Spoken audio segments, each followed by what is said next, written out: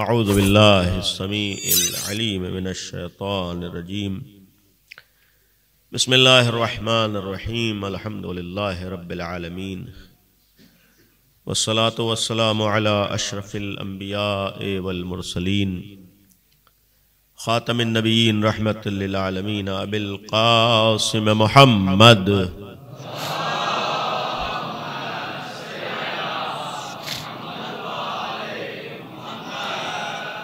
وآلہ الطیبین الطاہرین المعصومین المظلومین لا سیما بقیت اللہ فی الارضین ارواحنا وارواح العالمین لتراب مقدمہ الفدا ولعنت اللہ علی اعدائہم وغاصب حقوقہم وقاتلیہم اجمعین اما بعد قال اللہ سبحانہ تبارک وتعالی وقولہ الحق بسم اللہ الرحمن الرحیم انا اعطیناک الکوثر فصلی لربک وانحر ان شانئک هو الابتر صدق اللہ العلی العظیم۔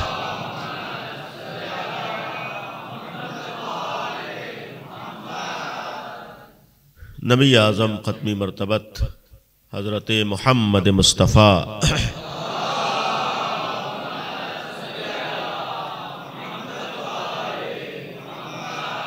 صلی اللہ علیہ وآلہ وسلم کی پارے جگر آپ کی عظیم الشان بیٹی صدیقہ طاہرہ شہزادی کونین حضرت فاطمہ زہرا سلام اللہ علیہا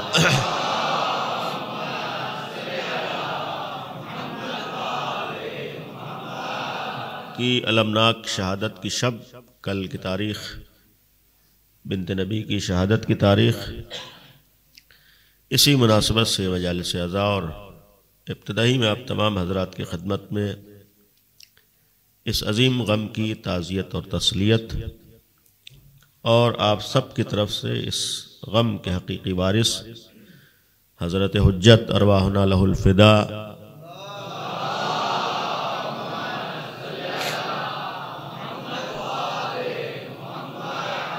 کی خدمت بابرکت میں تعزیت اور تسلیت کے ساتھ، چونکہ قرآن کا ایک حکم یہ بھی ہم سب کے لیے ہے کہ اجر رسالت ادا کرو، اور ایک اجر رسالت یہ بھی ہے کہ نبی کا جو غم ہے اس غم کو ہم بھی غم سمجھیں۔ اجر رسالت کی ادائیگی ایک یہ بھی ہے کہ نبی کی بیٹی کا غم ہم منائیں، ایک اجر رسالت کی ادائیگی یہ بھی ہے کہ جب نبی کی بیٹی دنیا سے جائے شہادت کا جام نوش کرے، اس شہادت کا تذکرہ ہم کریں اور اس نبی کی بیٹی کے غم میں ہم سب شریک ہوں، تاکہ کم از کم قیامت کے دن نبی کریم کا سامنا کر سکیں اور نبی اعظم کی بارگاہ میں چہرہ اٹھا کر یہ کہنے کے لائق ہو سکیں کہ یا نبی اللہ، ہم نے آپ کی بیٹی کا غم منایا تھا، ہم نے آپ کی بیٹی کا تذکرہ کیا تھا، اور جس کے نتیجے میں نبی کی خدمت میں بھی، نبی کی بارگاہ میں بھی کسی حد تک سرخرو ہو سکیں اور بارگاہ خداوندی میں بھی سرخرو ہو سکیں۔ مقصد یہ ہے کہ یہ تذکرہ اور یہ غم ایک طرف اجر رسالت کی ادائیگی ہے، دوسری طرف ہماری ایک ایمانی اسلامی ذمہ داری بھی ہے کہ ہم ان شخصیتوں کا بالخصوص تذکرہ کریں جن کے صدقے میں دین اسلام ہم تک پہنچا ہے، جس کے صدقے میں آج ہم کلمہ شہادتین اپنی زبان پر جاری کرتے ہیں۔ یقیناً سب سے بڑا احسان خود ختمی مرتبت کا ہے، لیکن بعد پیغمبر کچھ شخصیتیں ایسی ہیں جنہوں نے ہر طریقے کے امتحان دیے، ہر طریقے کی سختی برداشت کی، ہر امتحانی مرحلے سے گزرے، لیکن نبی کے دین کے اوپر آنچ نہ آنے دی، اور نبی کے بعد جس نے عظیم قربانی دے کر نبی کے دین کو بچایا ہے وہ نبی کی عظیم الشان بیٹی تھی، یعنی صدیقہ طاہرہ کا عمل اس عنوان سے قابل غور ہے کہ پیغمبر کے بعد جب بات دین کی آئی ہے تو صدیقہ طاہرہ نے میدان عمل میں آ کر اس دین کی حفاظت کا فریضہ انجام دیا، اور یقین رکھیے کہ آج اگر ہم لوگ لا الہ الا اللہ کہہ رہے ہیں، محمد رسول اللہ کہہ رہے ہیں، تو یہ احسان ہے بنت نبی کا۔ اگر اس کی قربانیاں نہ ہوتیں، شہادتیں نہ ہوتیں، تو ہم آج اپنے کو مسلمان کہنے کے لائق بھی نہ ہوتے، ہمیں اسلام کے بارے میں صحیح خبر بھی نہ ہوتی۔ لہذا سب سے پہلا احسان ہے اس ذات گرامی کا، تو اس احسان کی ادائیگی بھی ہے کہ ہم نبی کی بیٹی کا تذکرہ کریں۔ تیسری طرف یہ ہے کہ خود پیغمبر نے اپنی زندگی میں مختلف مواقع پر جتنی تاکید اور جتنی زیادہ معتبر حدیثیں صدیقہ طاہرہ کے حوالے سے بیان کی ہیں، وہ معمولاً دوسری شخصیات کے سلسلے میں نہیں ہیں۔ یوں امت مسلمہ میں بہت سی شخصیتیں ہیں، بہت سی معتبر شخصیتیں ہیں، محترم شخصیتیں ہیں، لیکن کسی بھی شخصیت میں سوائے امیر المومنین کے کسی بھی شخصیت کے بارے میں اتنی آپ کو معتبر متفق علیہ حدیثیں نہیں ملیں گی جتنی جناب فاطمہ کے سلسلے میں۔ یعنی آپ تمام کتابوں کا مطالعہ کر لیجئے، جتنی معتبر حدیثیں، متفق علیہ حدیثیں حضرت فاطمہ کے سلسلے میں ہیں، اتنی معتبر اور متفق علیہ حدیثیں کسی اور شخصیت کے بارے میں نہیں ہیں، چاہے تعداد کے اعتبار سے روایتیں بہت زیادہ نہ ہوں، یعنی مفہوم میں، لیکن مفہوم کے اعتبار سے روایتیں کم ہیں، اعتبار کے اعتبار سے بہت زیادہ روایتیں ہیں، معتبر روایتیں ہیں، متفق علیہ روایتیں ہیں۔ اور دوسری طرف یہ ہے کہ ہم سب کا عقیدہ ختمی مرتبت کے سلسلے میں ہے کہ اولا نبی نے اپنی طرف سے کچھ نہیں فرمایا ہے۔ ہم مسلمان ہیں، یہ عقیدہ رکھتے ہیں کہ نبی نے اپنی طرف سے کچھ نہیں کہا ہے، جو بھی کہا ہے وہ حکم خدا سے کہا ہے، مشیت خدا سے کہا ہے، وحی الہی کی بنیاد پر کہا ہے۔ خود قرآن کی آیت سند ہے، دلیل ہے، ما ینطق عن الہوا ان ہوا الا وحی یوحا، کہ پیغمبر اس وقت تک کلام نہیں کرتے جب تک وحی الہی نہ ہو۔ یعنی نبی کبھی بھی جذبات میں آ کر گفتگو نہیں کرتے ہیں، نبی کبھی جوش عقیدت میں آ کر کوئی بات نہیں کہتے ہیں، نبی اپنا پرایا نہیں دیکھتے ہیں، نبی یہ نہیں دیکھتے کون گھر کا ہے کون باہر کا ہے۔ نبی کے ہاں یہ معاملہ نہیں ہے کہ بیٹی ہے تو تعریف کر دی اور بیوی ہے تو تعریف نہیں کی، نبی کے ہاں یہ معاملات نہیں ہے۔ خود قرآن نے کہا ہے کہ پیغمبر تو وحی الہی کے تابع ہیں، جو بھی مشیت خدا ہوگی، جو بھی حکم خدا ہوگا وہی پیغمبر فرمائیں گے۔ اور ہمارے لیے اگر ہم مسلمان ہیں اور قرآن پر عقیدہ ہے تو یہ یقین کرنا پڑے گا کہ نبی نے جتنی باتیں فرمائی ہیں سب حکم خدا سے ہیں، مشیت خدا سے ہیں، اور حکم خدا اور مشیت خدا وہی ہوتا ہے جو برحق ہے، اسی کو بیان کیا جاتا ہے۔ ایک اور چیز، حکم خدا کی بنیاد پر اگر کہا ہے تو یہ بھی یقین رکھیے، اگر تعریف کی ہے تو اہل کی تعریف کی ہے، اگر تعریف نہیں کی ہے تو نااہلوں کی تعریف نہیں کی ہے۔ یعنی یہ ایک حق ہے کہ حقیقت ہے کہ جو اہل تھا اس کی تعریف کی، جو جتنا اہل تھا اتنی زیادہ تعریف ہوئی۔ تو صدیقہ طاہرہ کے سلسلے میں آج آپ حتیٰ صحاح ستہ اور ہمارے یہاں کی جتنی اہم کتابیں ہیں، معتبر کتابیں، سب میں دیکھ لیں بہت سی روایتیں ہیں، کثرت سے روایتیں ہیں، اور متفق علیہ روایتیں ہیں، علماء بھی موجود ہیں۔ جتنی معتبر روایتیں حضرت فاطمہ کے سلسلے میں، اتنی معتبر روایتیں آپ کو معمولاً کم ملیں گی مختلف موضوعات کے اوپر، یعنی جس میں ذرہ برابر کوئی شک نہیں ہے، کوئی شبہ نہیں ہے کہ نبی نے صدیقہ طاہرہ کی عظمت کو بیان کیا ہے۔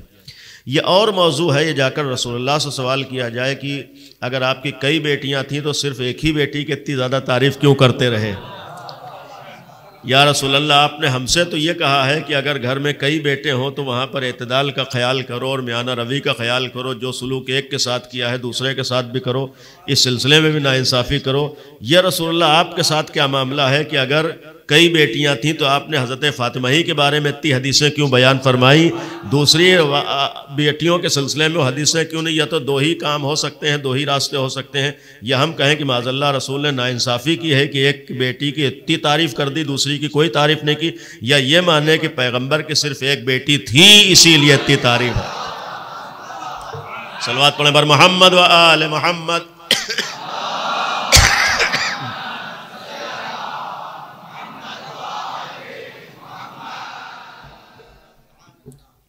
یعنی پیغمبر کی ایک بیٹی، بہرحال یہ ایک تاریخی اختلاف ہے، اس سے ایک بچوں کے لیے اور جوانوں کے لیے اصل گفتگو ہے کہ دیکھیے بعض تاریخی معاملات کا عقائد سے تعلق نہیں ہوتا ہے۔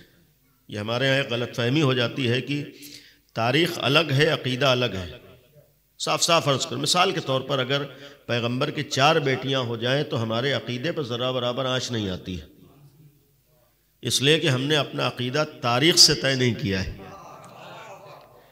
تاریخ کچھ بھی کہہ رہی، تاریخ الگ ہوتی ہے، عقیدہ الگ ہوتا ہے۔ یعنی یہ غلط فہمی آج کے زمانے میں سوشل میڈیا کا زمانہ ہے، بہت سے لوگوں کو ہوتی ہے بھائی ہمارا عقیدہ یہ نہیں ہے کہ ان کی ایک بیٹی ہے، وہ تو تاریخی حقیقت ہے۔ یعنی اگر پیغمبر کی ایک بیٹی ہو تب بھی حضرت زہرا کی عظمت میں کوئی فرق نہیں آئے گا، جو اللہ نے عطا کی وہ اپنی جگہ مسلم ہے۔ اور بالفرض اگر 4 بیٹیاں ثابت ہو جائیں تو حضرت فاطمہ کی عظمت میں کوئی کمی نہیں آ جائے گی۔ یعنی وہاں پر معیار ہونا یا نہ ہونا وہ تاریخی حیثیت سے آپ جائیے طے کیجئے، اور روایات کے اعتبار سے کہ تھیں یا نہیں تھیں وہ ایک الگ موضوع، لیکن بہرحال جو عظمت اور جو فضیلت جناب فاطمہ کی پیغمبر نے بیان کی ہے یہ مسلم ہے، وہ کسی کے لیے نہیں بیان کی۔ یعنی جتنی روایتیں پیغمبر کی صدیقہ طاہرہ کے سلسلے میں کسی کے لیے نہیں ہے، یعنی کسی بھی بیٹی کے لیے دوسری، حتیٰ یقین رکھیے اتنی معتبر حدیثیں اور متفق علیہ حدیثیں کسی صحابی کے لیے رسول اللہ نے بیان فرمائی سوائے امام علی کے۔ یعنی جتنی معتبر متفق علیہ حدیثیں حضرت فاطمہ کے لیے اتنی کسی صحابی کے لیے بھی معتبر حدیثیں نہیں ہیں۔ یوں تو کتابوں میں لکھے ہونے کو تو بہت کچھ لکھا جا سکتا ہے، اور اس کا سب سے بڑا ثبوت خود صحیح بخاری ہے کہ ان کا یہ جملہ لکھنا ہی کہ میں نے 30 لاکھوں حدیثوں میں سے 30 صحیح کا انتخاب کیا ہے، تو یہ صحیح اس بات کی دلیل ہے کہ غیر صحیح موجود ہیں، تبھی تو صحیح نام سامنے آ رہا ہے۔ تو بہرحال روایات کو کوئی بھروسہ نہیں ہوتا، لکھنے کو تو ہر آدمی لکھ دیتا ہے، بیان کرنے کو تو ہر آدمی بیان کر دیتا ہے۔ لہذا یہ ہے کہ یقیناً بہت سی فضیلتیں بیان کی گئی ہیں، لیکن جو ثابت ہے وہ صرف حضرت فاطمہ کے سلسلے میں، اور اسی لیے بہرحال جو چند باتیں بیان کروں گا سیرت کے حوالے سے، اصل موضوع ہمارا رہے گا جناب صدیقہ طاہرہ کی سیرت ہمارے لیے۔ آج ضرورت ہے ہر دور کے لیے کہ جناب صدیقہ طاہرہ کی سیرت ہمارے لیے ایک نمونہ عمل رہے، یعنی آج کردار ان کا ہے، سیرت ہمارے لیے ہے، اور بالخصوص جوانوں کے لیے کہ ایک 18 سال کی عمر میں ہمارے لیے نمونہ عمل ہے۔ بہت سے کام نوجوانی میں بعض لوگوں کو سخت لگتے ہیں کہ اس عمر میں یہ کر لینا آسان نہیں ہے، لیکن اگر اہل بیت کی زندگی کو نگاہوں میں رکھیں تو ہر صحیح کام اگر ان کی سیرت نگاہوں میں ہو تو کرنا آسان ہوتا ہے۔ یعنی ہر حق کام، ہر صحیح کام کر لینا آسان ہوتا ہے، چاہے گناہوں سے بچنے کی بات ہو، اگر سیرت اہل بیت نگاہوں میں ہو تو گناہوں سے بچنا آسان ہے۔ اگر اللہ کی اطاعت کی بات ہو، سیرت اہل بیت نگاہوں میں ہو تو اطاعت پروردگار بہت آسان ہے۔ اگر نیک کام کرنا معیار ہو تو سیرت اہل بیت نگاہوں میں ہو، ہر نیک کام انسان کر سکتا ہے۔ تو اصل مسئلہ ہے سیرت اہل بیت کا، انشاءاللہ اس حوالے سے بعض باتیں بیان کروں، لیکن اس سے قبل ایک قابل غور پہلو ہے کہ ہمارا دین دین اسلام ہے، ہم مسلمان ہیں اور ہمارا دین اسلام ہے، اور اس اسلام کی ایک بنیادی چیز ہے اور اساسی چیز ہے کہ اسلام زور دیتا ہے کہ تم انسان ہو، انسان باقی رہو۔ یہ غور کیجئے گا، یعنی اسلام کا زور یہ ہے کہ اللہ نے تمہیں انسان بنایا ہے، تمہیں اس دنیا میں انسان بن کر رہنا ہے۔ یعنی اسلام کا زور یہ ہے کہ تم انسان ہو، تمہیں انسان بن کر رہنا ہے۔ اور ایک جملہ بہرحال عرض کروں گا کہ اسلام کا اصل مقصد ہی اس مخلوق کو انسان بنانا ہے۔ یعنی اسلام آیا ہی اس لیے ہے کہ ہم صرف زبان سے انسان نہ ہو، حقیقی معنی میں انسان بن جائے۔ یعنی اسلام کی تمام تعلیمات کا مقصد ہمیں واقعی معنی میں انسان بننا ہے۔ تو اب ظاہر سی بات ہے کہ ہمارے ساتھ برابر سے جو دوسری اللہ کی مخلوق ہے جانور ہے، جتنی چیزیں اللہ نے ہم کو دی ہیں وہ ساری چیزیں جانوروں کو دی ہیں۔ تو اگر وہ ساری چیزیں جانوروں کو دی ہیں اور ہم جانور نہیں ہیں، انسان ہیں، تو سوال یہ ہے کچھ نہ کچھ ایسی چیز ہونا چاہیے جو ہمارے پاس ہو، جانوروں کے پاس نہ ہو۔ کچھ نہ کچھ ہمارے اور جانوروں میں فرق ہونا چاہیے۔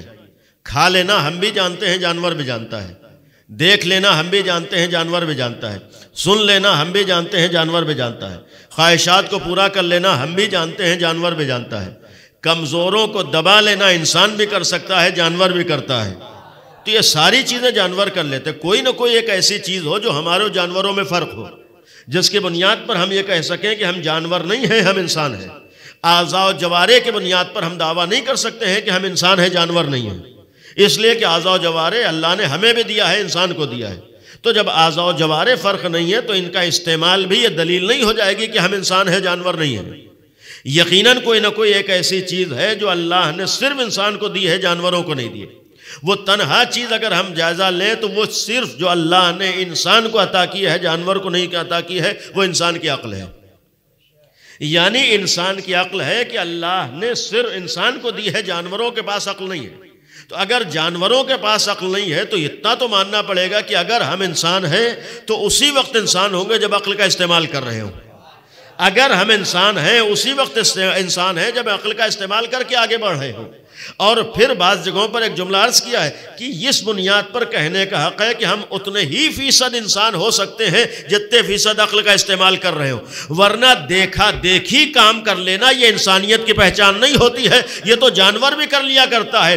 ایک گھر کے اندر پیدا ہونے والا جانور بھی اپنے اطراف کے ماحول کو دیکھ کر اسی کے مطابق زندگی بھی گزار لیتا ہے, طور طریقے بھی اپنا لیتا ہے, اعمال بھی انجام دے لیتا ہے. اسی بنیاد پر اسے انسانیت نہیں کہا جاتا ہے. جس گھر میں ہم پیدا ہوئے ہیں خالی وہی دیکھ کر بڑھ رہے ہوں, ہم نے جو کچھ کرتے دیکھا ہے وہی خالی کر رہے ہوں. خالی اگر دیکھ دیکھ کے ہم کوئی کام کر لے جائیں, صرف ماحول کی بنیاد پر کوئی راستہ اپنا لیں, تو ہمارے اور جانوروں میں فرق نہیں ہوگا. اگر ہمارے انسان ہونے کا مطلب ہماری عقل ہے تو ہم واقعی معنی میں انسان اسی وقت ہوں گے کوئی کام کریں تو عقل کے استعمال کے ساتھ کر رہے ہیں. تو بنیادی چیز ہے کہ ہم عقل کے ساتھ, ورنہ راستہ تو جانور بھی اپنا لیتا ہے. آج بہت سے عبادتیں تو جانور بھی کر لیتا ہے, بہت سے اعمال ہیں آپ نے دیکھا ہوگا, سجدہ ہم بھی کرتے ہیں, بعض جانور بھی کر لیتے ہیں. خاص کر گھر میں آپ طوطا پال لیجئے, بہت سے کام آپ جیسے وہ بھی کر لے گا. اور بہت سی چیزیں زبان سے کہنے میں تو جانور بھی کہہ لیتے ہیں. طوطا خود بخود کتنی چیزیں دہرا لیتا ہے. آپ اس کو کلمہ شہادتین رٹا دیجئے, وہ بھی بڑی شان سے, شاید اتنا صاف ہم اور آپ نہ کہہ پائیں جتنے صاف وہ طوطا کلمہ شہادتین کہہ لے گا. تو سوال یہ ہے کہ اگر خالی کلمہ شہادتین کہہ دینے سے مسلمان انسان ہو جاتا ہے تو پھر ہمارے ساتھ ساتھ طوطا بھی مسلمان ہو جائے گا. ظاہر سی بات ہے کہ اگر خالی لا الہ الا اللہ کہہ دینے سے کوئی نجات پا جائے اور مسلمان ہو جائے تو پھر سوال یہ ہے کہ ہمارے طوطے میں فرق کیا ہے. تو اتنا تو ماننا پڑے گا خالی زبان سے کہنا کافی نہیں ہے. جہاں تک لانا چاہ رہا, اصل ہمارے لیے عقل ہے, اصل ہماری بنیاد, ہماری پہچان ہماری عقل ہے. اسی بنیاد پر بہرحال علماء موجود ہے, سوال کیجئے ہم اس وقت تک حقیقی مسلمان نہیں ہو سکتے, یا یہ کہوں کہ اللہ بھی ہم سے اس وقت تک لا الہ الا اللہ کو نہیں مانے گا جب تک ہم لا الہ الا اللہ اپنی عقل کا استعمال کر کے نہ کہہ رہے ہوں. یعنی ہم اگر واقعی مسلمان بننا چاہتے ہیں, آپ قرآنی آیات اٹھا کر دیکھ لیے, کلمہ شہادتین کہہ کے ہم دائرہ اسلام میں تو آ سکتے ہیں لیکن دائرہ ایمان میں نہیں پہنچ سکتے ہیں. یعنی یقین رکھیے ہم مسلمان تو ہو جائیں گے, لیکن خود قرآن نے کہا ہے مسلمان ہونے کے بعد دو قسمیں ہو جاتی ہیں. ایک کو قرآن نے مومن کہا, ایک کو منافق کہا ہے. بھائی یہ فرق کہاں پر ہے؟ جہاں خالی زبان پر کلمہ شہادتین رہ جائے اسی کو نفاق کہا جاتا ہے, اور جہاں یہی کلمہ شہادتین عقل و دل تک اتر جائے اسے صاحب ایمان کہا جاتا ہے. تو اس کے معنی یہ ہے کہ ہم اللہ کی بارگاہ میں, اسلام کی نظر میں, قرآن کی نظر میں اس وقت تک مومن نہیں ہے جب تک اپنی عقل کا استعمال کر کے لا الہ الا اللہ نہ کہے. غور کیجئے گا, یعنی خالی لا الہ الا اللہ کہہ دینے سے ہم مسلمان نہیں ہو سکتے. اس کا سب سے بڑا ثبوت سورہ منافقون ہے قرآن میں, اس کا سب سے بڑا ثبوت سورہ منافقون ہے قرآن میں. قالوا انک لرسول اللہ, یہ لوگ آ کر کہتے ہیں کہ آپ اللہ کے رسول ہیں. جو بات تو سچی کہتے ہیں, سب قرآن نے کہا ہے کہ بات تو صحیح کہہ رہے ہیں, اللہ بھی لا الہ الا اللہ بھی کہہ رہے ہیں, محمد رسول اللہ بھی کہہ رہے ہیں, قرآن کہہ رہا بات صحیح کہہ رہے ہیں, لیکن چونکہ ان کے دلوں سے نکلی ہوئی بات نہیں ہے. اس لیے کہ جب بات آئی تھی سورہ حجرات میں ہے کہ قالت الاعراب آمنا, اعراب نے کہا کہ ہم ایمان لے آئے. قل, اے پیغمبر ان سے کہہ دیجیے لم تؤمنوا, تم ایمان نہیں لائے. یعنی قرآن ہے صاف صاف کہہ رہا ہے کہ وہ کہہ رہے ہیں ہم مومن ہیں. قرآن کہہ رہا ہے پیغمبر سے کہ جائیے کہہ دیجیے تم مومن نہیں ہو. کس لیے مومن نہیں ہے؟ لم تؤمنوا, تم ایمان نہیں لائے. جو وجہ بھی قرآن نے بیان کری, لما يدخل الایمان فی قلوبکم, ایمان تو تمہارے دلوں میں داخل ہی نہیں ہوا ہے. اس کے معنی یہ ہے کہ وہ دعویٰ کر رہے ہیں کہ ہم نے تو کلمہ شہادتین کہا ہے. قرآن پیغمبر سے کہہ رہا ہے کہ تم پیغمبر ان سے کہہ دیجئے کہ تم مومن نہیں ہوئے ہو, ایمان نہیں لائے ہو. بلکہ یہاں تو ایک قابل غور جملہ ہے کہ ان سے یہ کہہ دیجئے تم مسلمان ہو لیکن مومن نہیں ہو. قالت الاعراب آمنا, قل, اے پیغمبر ان سے کہہ لم تؤمنوا ولکن قولوا اسلمنا, تم مومن نہیں ہو یہ کہہ سکتے ہو کہ ہم مسلمان ہیں. اس سے اتنا تو ثابت ہو گیا کہ مسلمان اور ہوتا ہے, مومن اور ہوتا ہے. اور اس کی وجہ کیا بیان کی, لما يدخل الایمان فی قلوبکم, ایمان تو تمہارے دلوں میں داخل نہیں ہوا. جو عرض کرنا چاہیے یعنی ایمان کا تعلق ہمارے دل سے ہوتا ہے, ہمارے قلب سے ہوتا ہے. معنی یہ ہے کہ پہلے ہم جو کہہ رہے ہیں ہمیں خود یقین ہو. اگر ہم نے اللہ کو اللہ کہا ہے تو ہمیں خود پتا ہو. یعنی اگر کسی کے کہہ دینے سے ہم نے لا الہ الا اللہ کہا ہے تو یہ لا الہ الا اللہ اللہ کے ہاں قابل قبول نہیں ہوگا. خالی کسی کے کہہ دینے سے محمد رسول اللہ کہا ہے تو یہ محمد رسول اللہ قابل قبول نہیں ہوگا. اس لیے کہ اللہ نے ہمیں انسان بنایا ہے, انسانیت کا مطلب عقل دی ہے. تو عقل کے معیار پر پرکھ کر جب ہم لا الہ الا اللہ کہیں تو یہی لا الہ الا اللہ قابل قبول ہوگا. جب عقل کے معیار پر پرکھ کر ہم محمد رسول اللہ کہیں تو یہی محمد رسول اللہ کے ہاں قابل قبول ہوگا. تو پہلی چیز ہے کہ اگر صاحب ایمان بننا ہے تو عقل کا استعمال ضروری ہے. ایک حساس پہلو ہے لیکن یہ بھی قابل توجہ ہے کہ جب لا الہ الا اللہ محمد رسول اللہ کے لیے عقل کا استعمال ضروری ہے. ایک بات اور عرض کروں گا کہ جب عقل کا استعمال ضروری ہے تو اسی لیے ہمارے اسلام میں دو چیزوں کے اوپر بہت زیادہ زور دیا گیا ہے. اسلام میں بہت زیادہ زور دو چیزوں کے اوپر ہے. ایک ہے تعلیم, دوسرے اقتصاد. یعنی اسلام میں اس چیز کے اوپر کہ تعلیم بھی اسلام کا گویا ایک اساسی پیغام ہے اور اقتصاد بھی اسلام کا بنیادی پیغام ہے. اسلام یہ کہتا ہے کہ جہالت سے نکلو, تعلیم حاصل کرو, علم حاصل کرو, تعلیمی میدانوں میں آگے بڑھو اور اقتصادی میدانوں میں آگے بڑھو. اسلام کا یہ بنیادی ایک پیغام ہے. یعنی اسلام اپنے کم از کم ماننے والے کو جاہل دیکھنا نہیں چاہتا ہے. اسلام اپنے ماننے والوں کو صاحب علم دیکھنا چاہتا ہے. طلب العلم فریضۃ علی کل مسلم و مسلمہ. علم حاصل کرنا فریضہ ہے, ذمہ داری ہے ہر اس شخص کی جو دار اسلام میں آنا چاہتا ہے. یعنی آج ہمارا فریضہ علمی میدانوں میں محنت کرنا. الحمدللہ ہمارے بہت سے نوجوان محنت کر رہے ہیں, لیکن کوشش کریں کہ ہماری پوری ایک قومی اعتبار سے ہم علمی میدانوں میں آگے بڑھیں. آج ہم محنت کریں, توجہ دیں, اقتصادی میدانوں میں محنت کریں کہ وہاں بھی ہم کسی سے پیچھے نہ رہیں, علمی میدانوں میں ہم محنت کریں وہاں بھی ہم کسی سے پیچھے نہ رہیں. یقین رکھیے, اپنے بچوں سے عرض کر رہا ہوں کہ ہماری تاریخ تو ایک زرعی تاریخ رہی ہے. شیعت کی پہچان, اہل بیت کی پہچان ان کے علم سے رہی ہے. لوگوں نے اہل بیت کو ان کے علم سے پہچانا ہے. لہذا ہم بھی الحمدللہ اہل بیت کے چاہنے والے کوشش کریں کہ ہماری پہچان ہمارا علم بن جائے, ہم علم کے ذریعے سے پہچانے. جب بھی بات آئی یہ مولائی ہے تو لوگ ہمارے علم کو دیکھ کر کہیں مولائی ہے. جب لوگ ہمیں علی والا کہیں تو ہماری صلاحیتوں کو دیکھ کر کہیں کہ علی والا ہے. یہ خالی کڑے سے ہماری مولائیت کی شناخت نہ ہو رہی ہو, خالی بالوں سے ہماری مولائیت کی شناخت نہ ہو رہی ہو, خالی پہناوے سے ہماری مولائیت کی شناخت نہ ہو رہی ہو. اس لیے کہ مولا علی نے نہ تو اپنے کو کڑے سے پہچانوایا تھا, نہ بالوں سے پہچانوایا تھا, نہ اپنے حلیے سے پہچانوایا تھا. مولا علی نے اگر اپنے کو پہچانوایا تھا تو اپنے علم, اپنے ایمان, اپنے کردار سے پہچانوایا تھا. تو آج ہم محنت کریں, محنت کر کے آگے جائیں. یہ جذبہ ہے کہ دنیا والے ہمیں علی والا پہچانے. تو بھائی جو پہچان مولا علی نے بنائی تھی, محنت کر کے اپنے کو وہاں تک لے کر جائیں کہ ہمیں اپنی زبان سے نہ کہنا پڑے علی والے ہیں, دنیا ہمارے علم کو دیکھ کر کہنے پر مجبور ہو جائے علی والا ہے لہذا اتنا پڑھا لکھا ہے. تو آج ہم کوشش کریں کہ ہماری ایک پہچان ہو, ہم محنت کریں. آج ضرورت ہے پورے سماج میں علمی اعتبار سے آگے بڑھنے کی. اس ذیل میں ایک بات, اس موجودہ دور میں اگر غور کیجئے, دیکھیے پیسے ویسے رکھنے سے کوئی آج عزت ملنے والی نہیں ہے. دولت و پیسہ بھی ہوگا تو ضروری نہیں ہے کہ آپ عزت کے ساتھ اس سر اٹھا کر اور دوسروں کی غلامی کیے بغیر آپ زندہ رہ جائیں. اس لیے کہ ہو سکتا ہے پیسہ بہت ہو لیکن غلامی کی زندگی گزارنا پڑے.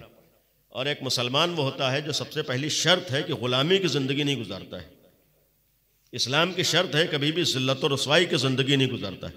اسلام نے سب سے بڑی چیز جو ایک مسلمان کو دی ہے وہ عزت دی ہے, اور ہمارا فریضہ مسلمان ہو کر عزت کی حفاظت کرنا ہے. عزت کی حفاظت کا مطلب یہ ہے کبھی ہمیں کوئی ایسا کام نہیں کرنا ہے جس کی وجہ سے ہمارا سر کہیں جھک رہا ہو. اگر مسلمان ہے ہمیں کوئی ایسا کام نہیں کرنا ہے جس کی وجہ سے ہمیں ذلت والی زندگی گزارنا پڑے. اگر ہم واقعی معنی میں مسلمان ہیں تو ہمیں کوئی ایسا کام نہیں کرنا ہے کہ کسی کے آگے ہم سر جھکانے پر مجبور ہو جائیں. لیکن آج دنیا میں جائزہ لے لیجئے, ایک سوال ہے کہ اگر اسلام کا مطلب سر اٹھا کر جینا ہے, عزت کے ساتھ جینا ہے, مسلمانوں کی بات تو نہیں کروں گا لیکن اسلامی حکمرانوں کی بات ضرور کروں گا, کتنے اسلامی حکمراں اس ٹائم عزت کے ساتھ سر اٹھا کر جی رہے ہیں؟ آپ بتا دیجئے, جن کے پاس دولت ہے, پیسہ ہے, حکومت ہے, اقتدار ہے, منصب ہے, پبلک ہے, کتنے اسلامی حکمراں عزت کے ساتھ سر اٹھا کر جی پا رہے ہیں؟ بھائی اگر تم مسلمان ہو, مسلمان نے اسلامی حکمراں ہو, کم از کم تمہیں دوسروں کے لیے آئیڈیل ہونا چاہیے. کم از کم تمہارے پاس تو اتنی غیرت ہونا چاہیے تھی کہ کسی باطل کے آگے سر نہ جھکا رہے ہوتے. کم از کم تمہارے پاس تو اتنی غیرت ہوتی کہ آج اپنے زمانے کے ظالم کو ظالم کہنے کے تمہارے اندر جرت پائی جا رہی ہوتی. آج تو ان تمام اسلامی حکمرانوں میں اتنی جرت بھی نہیں ہے کہ دنیا کے ظالم کو ظالم کہہ سکیں. یعنی آپ کے سامنے ہے کہ ان کے اندر اتنی جرت نہیں ہے کہ ظالم کہنا دور کی بات ہے. آج تو انہیں وہی کرنا ہے جو یہ دنیا والے چاہے. بھائی لاکھ غزے میں ہزاروں کی تعداد میں مسلمان قتل کیے جا رہے ہوں، لیکن کسی مسلمان حاکم میں اتنی ہمت نہیں ہے کہ مسلمانوں کا دفاع کر سکے. کتنے اسلامی حکمرانوں میں یہ ہمت ہے کہ مسلمانوں کا دفاع کر سکیں؟ بھائی وہاں تو ایک قابل غور چیز ہے کہ مذہب اور مسلک کے اعتبار سے دیکھیں تو آپ کو معلوم ہے کہ غزے میں مسلک و مذہب کیا ہے.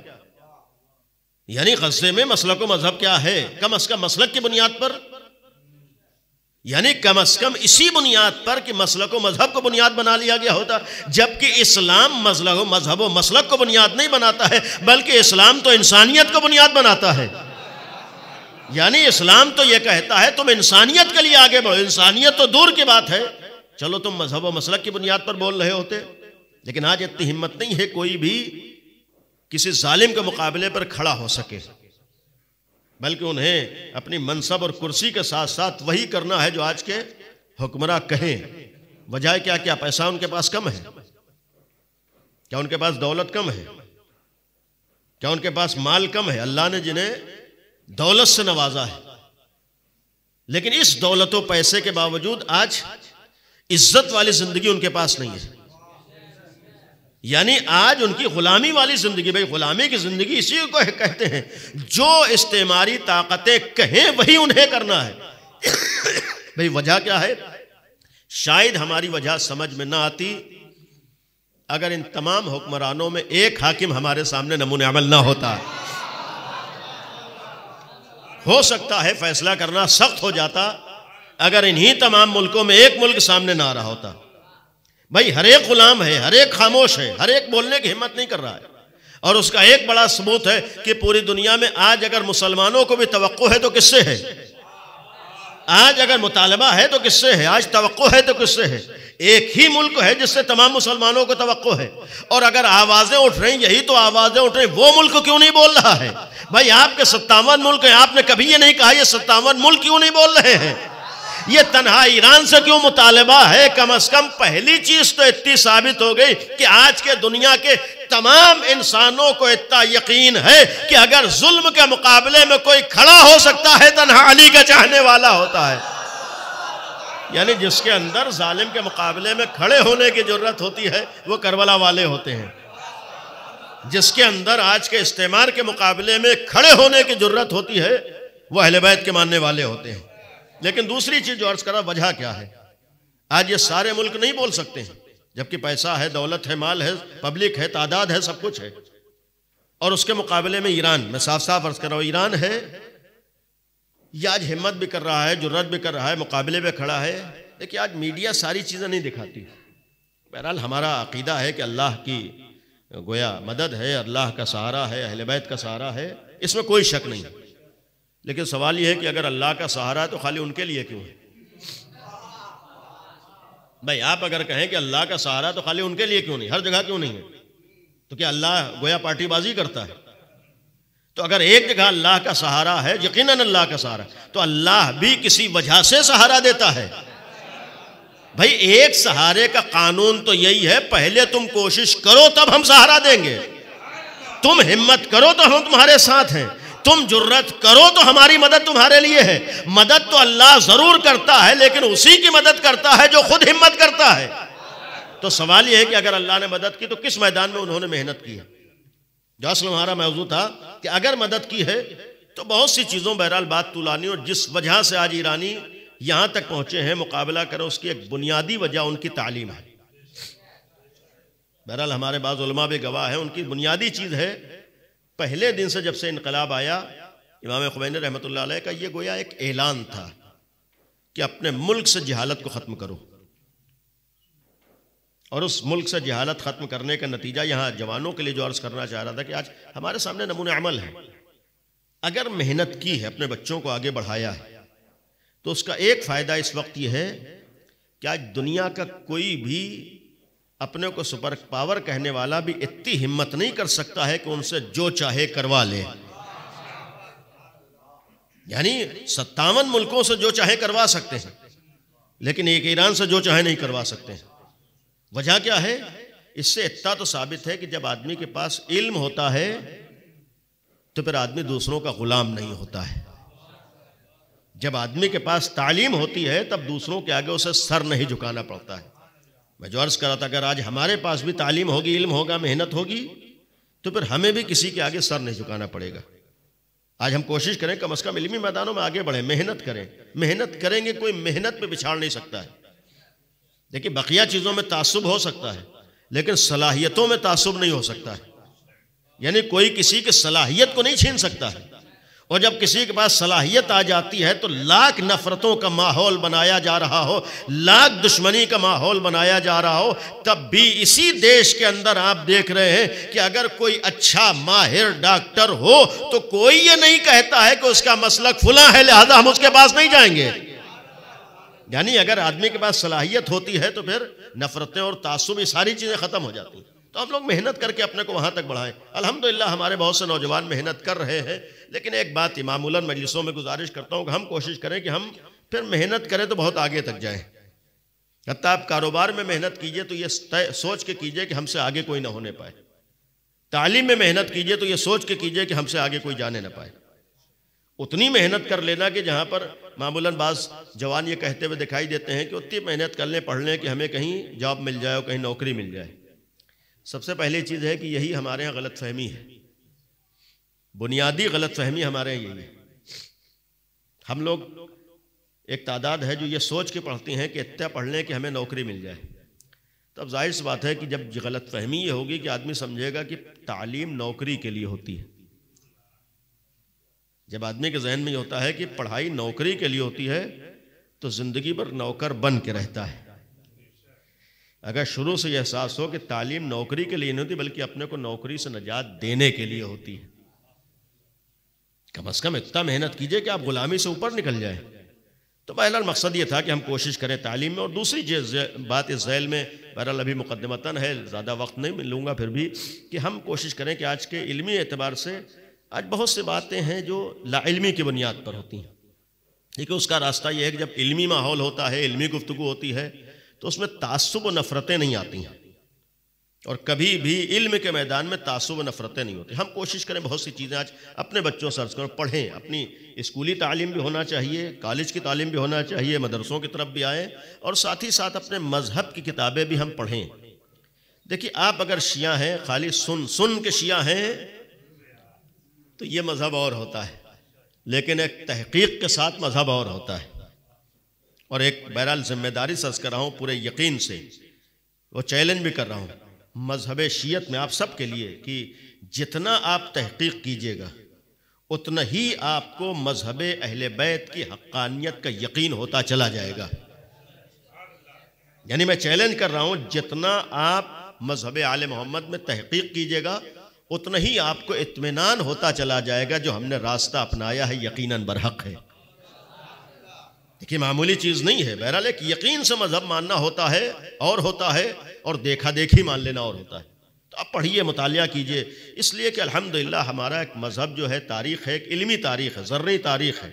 تو بات یہ تھی کہ علم کی وجہ کیا ہے، بات زیادہ طولانی نہ ہو. علم کے اوپر اسلام نے زور دیا، دوسرے اقتصاد. ان دونوں چیزوں کی وجہ یہ ہے تاکہ جب علمی اعتبار سے آپ آگے بڑھیں گے، اقتصادی اعتبار سے آپ آگے بڑھیں گے تو آپ کو زیادہ موقع ملے گا اپنی عقل کے استعمال کرنے کا.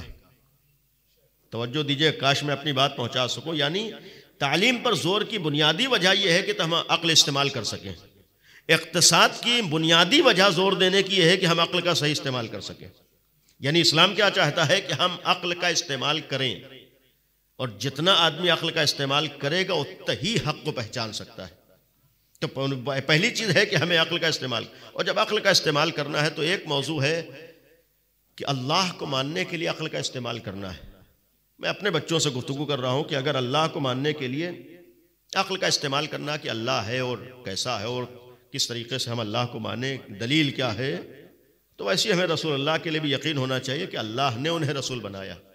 تو اب ایک سوال بچوں سے ہے کہ اگر اللہ اور رسول کے لیے یہ ماننا ضروری ہے کہ اللہ برحق ہے، رسول برحق ہے، کیونکہ بہت سے دعوے دار ہیں، تو کیا سوال ہے رسول اللہ کے بعد ہمیں اپنی عقل کا استعمال نہیں کرنا ہے؟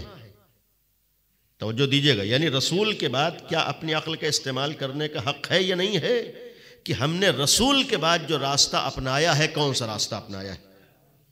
میں وضاحت اور صراحت سے عرض کروں کہ ہم اگر شیعہ علی ہیں تو کیا ہمیں غور نہیں کرنا ہے کہ ہم نے شیعہ مذہب کیوں اپنایا ہے؟ ہم اگر علی والے ہیں تو کیا ہمیں یہ غور نہیں کرنا ہے کہ ہم کس لیے علی والے ہیں؟ اگر ہم نے شیعہ مذہب کو اختیار کیا ہے تو کیا ہمیں اپنی عقل سے نہیں پرکھنا ہے کہ ہم نے کیوں شیعہ مذہب اختیار کیا ہے؟ یعنی جب تک ہم اپنی عقل کا استعمال نہ کر لیں یہ مذہب اللہ کی بارگاہ میں آسانی سے قابل قبول نہیں ہوگا، اس لیے کہ دیکھا دیکھی مان لینا یہ کمال نہیں ہوتا ہے، بلکہ سمجھ کر، یقین کر کے، تحقیق کر کے ماننا یہ اور ہوتا ہے۔ تو آج ہمارا فریضہ ہے کہ ہم غور کریں، ہم تأمل کریں، ہم سوچیں، ہم سمجھیں، ہم کتابوں کو پڑھیں۔ یہاں تک اس لیے لے کر آیا، باتیں کچھ اور تھیں لیکن اس رخ پر بات آئی، صدیقہ طاہرہ شہزادی کونین حضرت فاطمہ زہرا سلام اللہ علیہا۔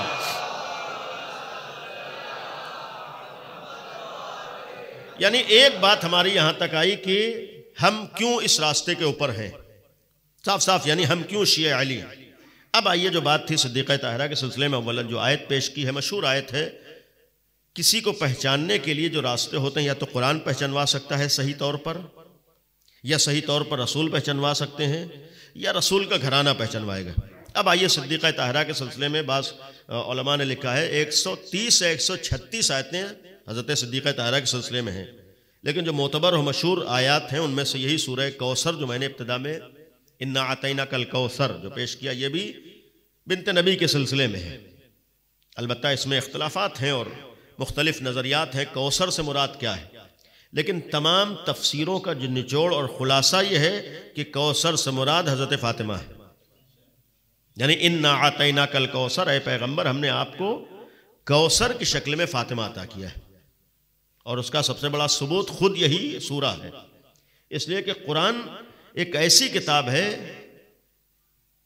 کہ اگر قرآن ہی کو معیار بنا لیا جائے تو بہت سی قرآنی آیات کے بارے میں فیصلہ ہو سکتا ہے۔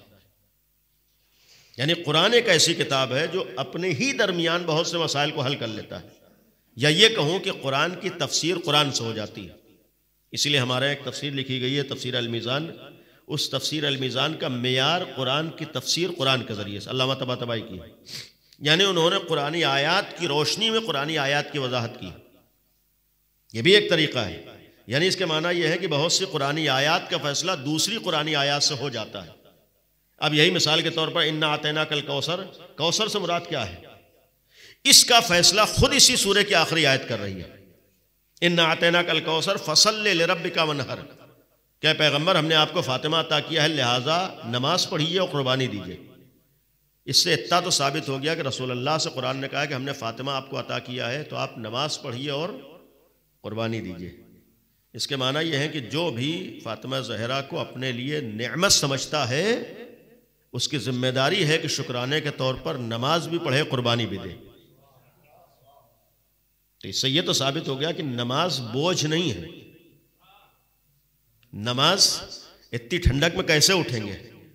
یہ خالی عزائے فاطمیہ میں مجلس میں شریک ہو جانا سب کچھ نہیں ہے، بلکہ یہاں سے یہ جذبہ لے کر جانا ہے کہ اگر رسول سے قرآن نے کہا ہے کہ ہم نے آپ کو فاطمہ زہرا جیسا وجود عطا کیا ہے، اور یہاں آ کر ناز ہو رہا ہے کہ ہم حضرت فاطمہ کے چاہنے والے ہیں، تو یہاں سے عہد کر کے جائیں کہ بارگاہ خداوندی میں نماز بھی نہیں چھوڑیں گے اور ہر طرح کی قربانی کے لیے تیار رہیں گے۔ ورنہ یہ ہے کہ نمازیں چھوڑ کے حضرت فاطمہ کی عظمت کو سمجھ لے نہیں ہو سکتا ہے، بلکہ یہ کہوں کہ فصلے کا ایک مفہوم یہ ہے کہ عظمت فاطمہ زہرا کو سمجھنا ہے تو پہلے مصلی پر آ کر بارگاہ خداوندی میں سر کو جھکاؤ، تب تم اس لائق ہوگے فاطمہ زہرا کو سمجھ سکو۔ تو فصلی لربک، اور میں نے کہا کہ قرآن نے خود فیصلہ کیا ہے ان شانک هو الابتر۔ اس کا مطلب کیا ہے کہ یعنی آپ کا دشمن ابتر ہے، یعنی دشمن کی نسل باقی رہنے والی نہیں ہے۔ پہلا جملہ کیا؟ ہم نے آپ کو کوثر عطا کیا.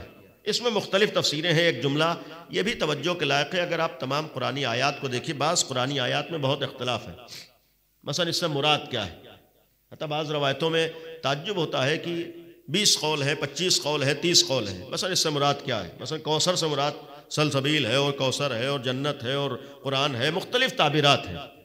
لیکن ایک جملہ بہرحال علماء کی موجودگی میں عرض کر رہا ہوں، غور کیجئے گا کہ قرآن میں جن جن آیتوں میں جتنے زیادہ اقوال پائے جاتے ہوں، قرآن کی جن جن آیتوں میں جتنے زیادہ اقوال پائے جاتے ہوں، سمجھ لیجئے وہ آیت آل محمد کی شان میں نازل ہوئی. اس لیے کہ اس کی ایک مثل ہے کہ ہمارے اردو میں بولتے ہیں کہ ایک جھوٹ بولنے کے لیے 1000 جھوٹ بولنے پڑتے ہیں. تو جب اصلی چیز کا انکار کرتا ہے تو پھر 1000 توجیحات اسے کرنا پڑتا. تو پہلے ہی ہمارے یہاں کہا جاتا ہے پہلے جھوٹ نہ بولو تو تمہیں 1000 جھوٹ نہ بولنا پڑے. تو اگر پہلے ہی ہم مان لیں کہ اللہ نے یہ فضیلت حضرت فاطمہ کے شان میں نازل کی ہے تو ہمیں ادھر ادھر بھٹکنا نہیں پڑے گا. اس کے معنی یہ ہے کہ یہ روایت ہے، یہ آیت ہے کہ صدیقہ طاہرہ کے سلم. بات یہ تھی کہ انا اعطیناک الکوثر ایک آیت ہے. سورہ دہر بھی جناب فاطمہ کی عظمت کے لیے، آیہ مودت یہ بھی حضرت فاطمہ کی عظمت کے لیے، آیہ تطہیر یہ بھی صدیقہ طاہرہ کی عظمت کے لیے، آیہ مباہلہ یہ بھی صدیقہ طاہرہ. یعنی وہ آیات عرض کر رہا ہوں جو متفق علیہ ہے. پیغمبر نے کتنی حدیثیں بیان کی، ایک مفہوم ہے لیکن اسی الفاظ کے اختلاف کے ساتھ کہ فاطمہ تو بضعۃ منی، فاطمہ میرا حصہ ہے، فاطمہ میرا ٹکڑا ہے، فاطمہ تو شجنۃ منی، فاطمہ میری شاخ ہے. اس مفہوم کی بہت سی روایتیں ہیں. یہ صحیح ترمذی کا جو جملہ ہے حدیث کے ساتھ ساتھ پہچانوانے کے لیے کہ بنت نبی اپنی بیٹی کے لیے فرمایا، روایت ہے صحیح ترمذی کی کہ اذا دخلت فاطمہ، جب بھی فاطمہ زہرا آتی تھیں، قام الیہا، پیغمبر کھڑے ہو جایا کرتے تھے، رہا بہا، مرحبا کہتے تھے، استقبال کرتے تھے، قبلہا، ہاتھوں کو بوسے دیتے تھے، اجلسہا فی مکانہ، اپنی جگہ پر بٹھایا کرتے تھے. یعنی وہ حدیثیں ہیں کثرت سے. قرآن کی آیات میں نے عرض کی جناب فاطمہ کے سلسلے میں، یہ پیغمبر کی حدیثیں ہیں جناب صدیقہ طاہرہ، عمل پیغمبر ہے. سوال یہ ہے کہ ان ساری حدیثوں اور آیات کا اصل مفہوم کیا ہے؟ کیوں اتنا زیادہ قرآن پہچانوا رہا ہے؟ کیوں اتنا زیادہ پیغمبر اپنی زندگی میں اپنی بیٹی کے لیے حدیثیں بیان کر رہے ہیں، عمل کر رہے ہیں؟ ظاہر سی بات کوئی نہ کوئی تو پیغام ہوگا، کوئی نہ کوئی تو مقصد ہوگا.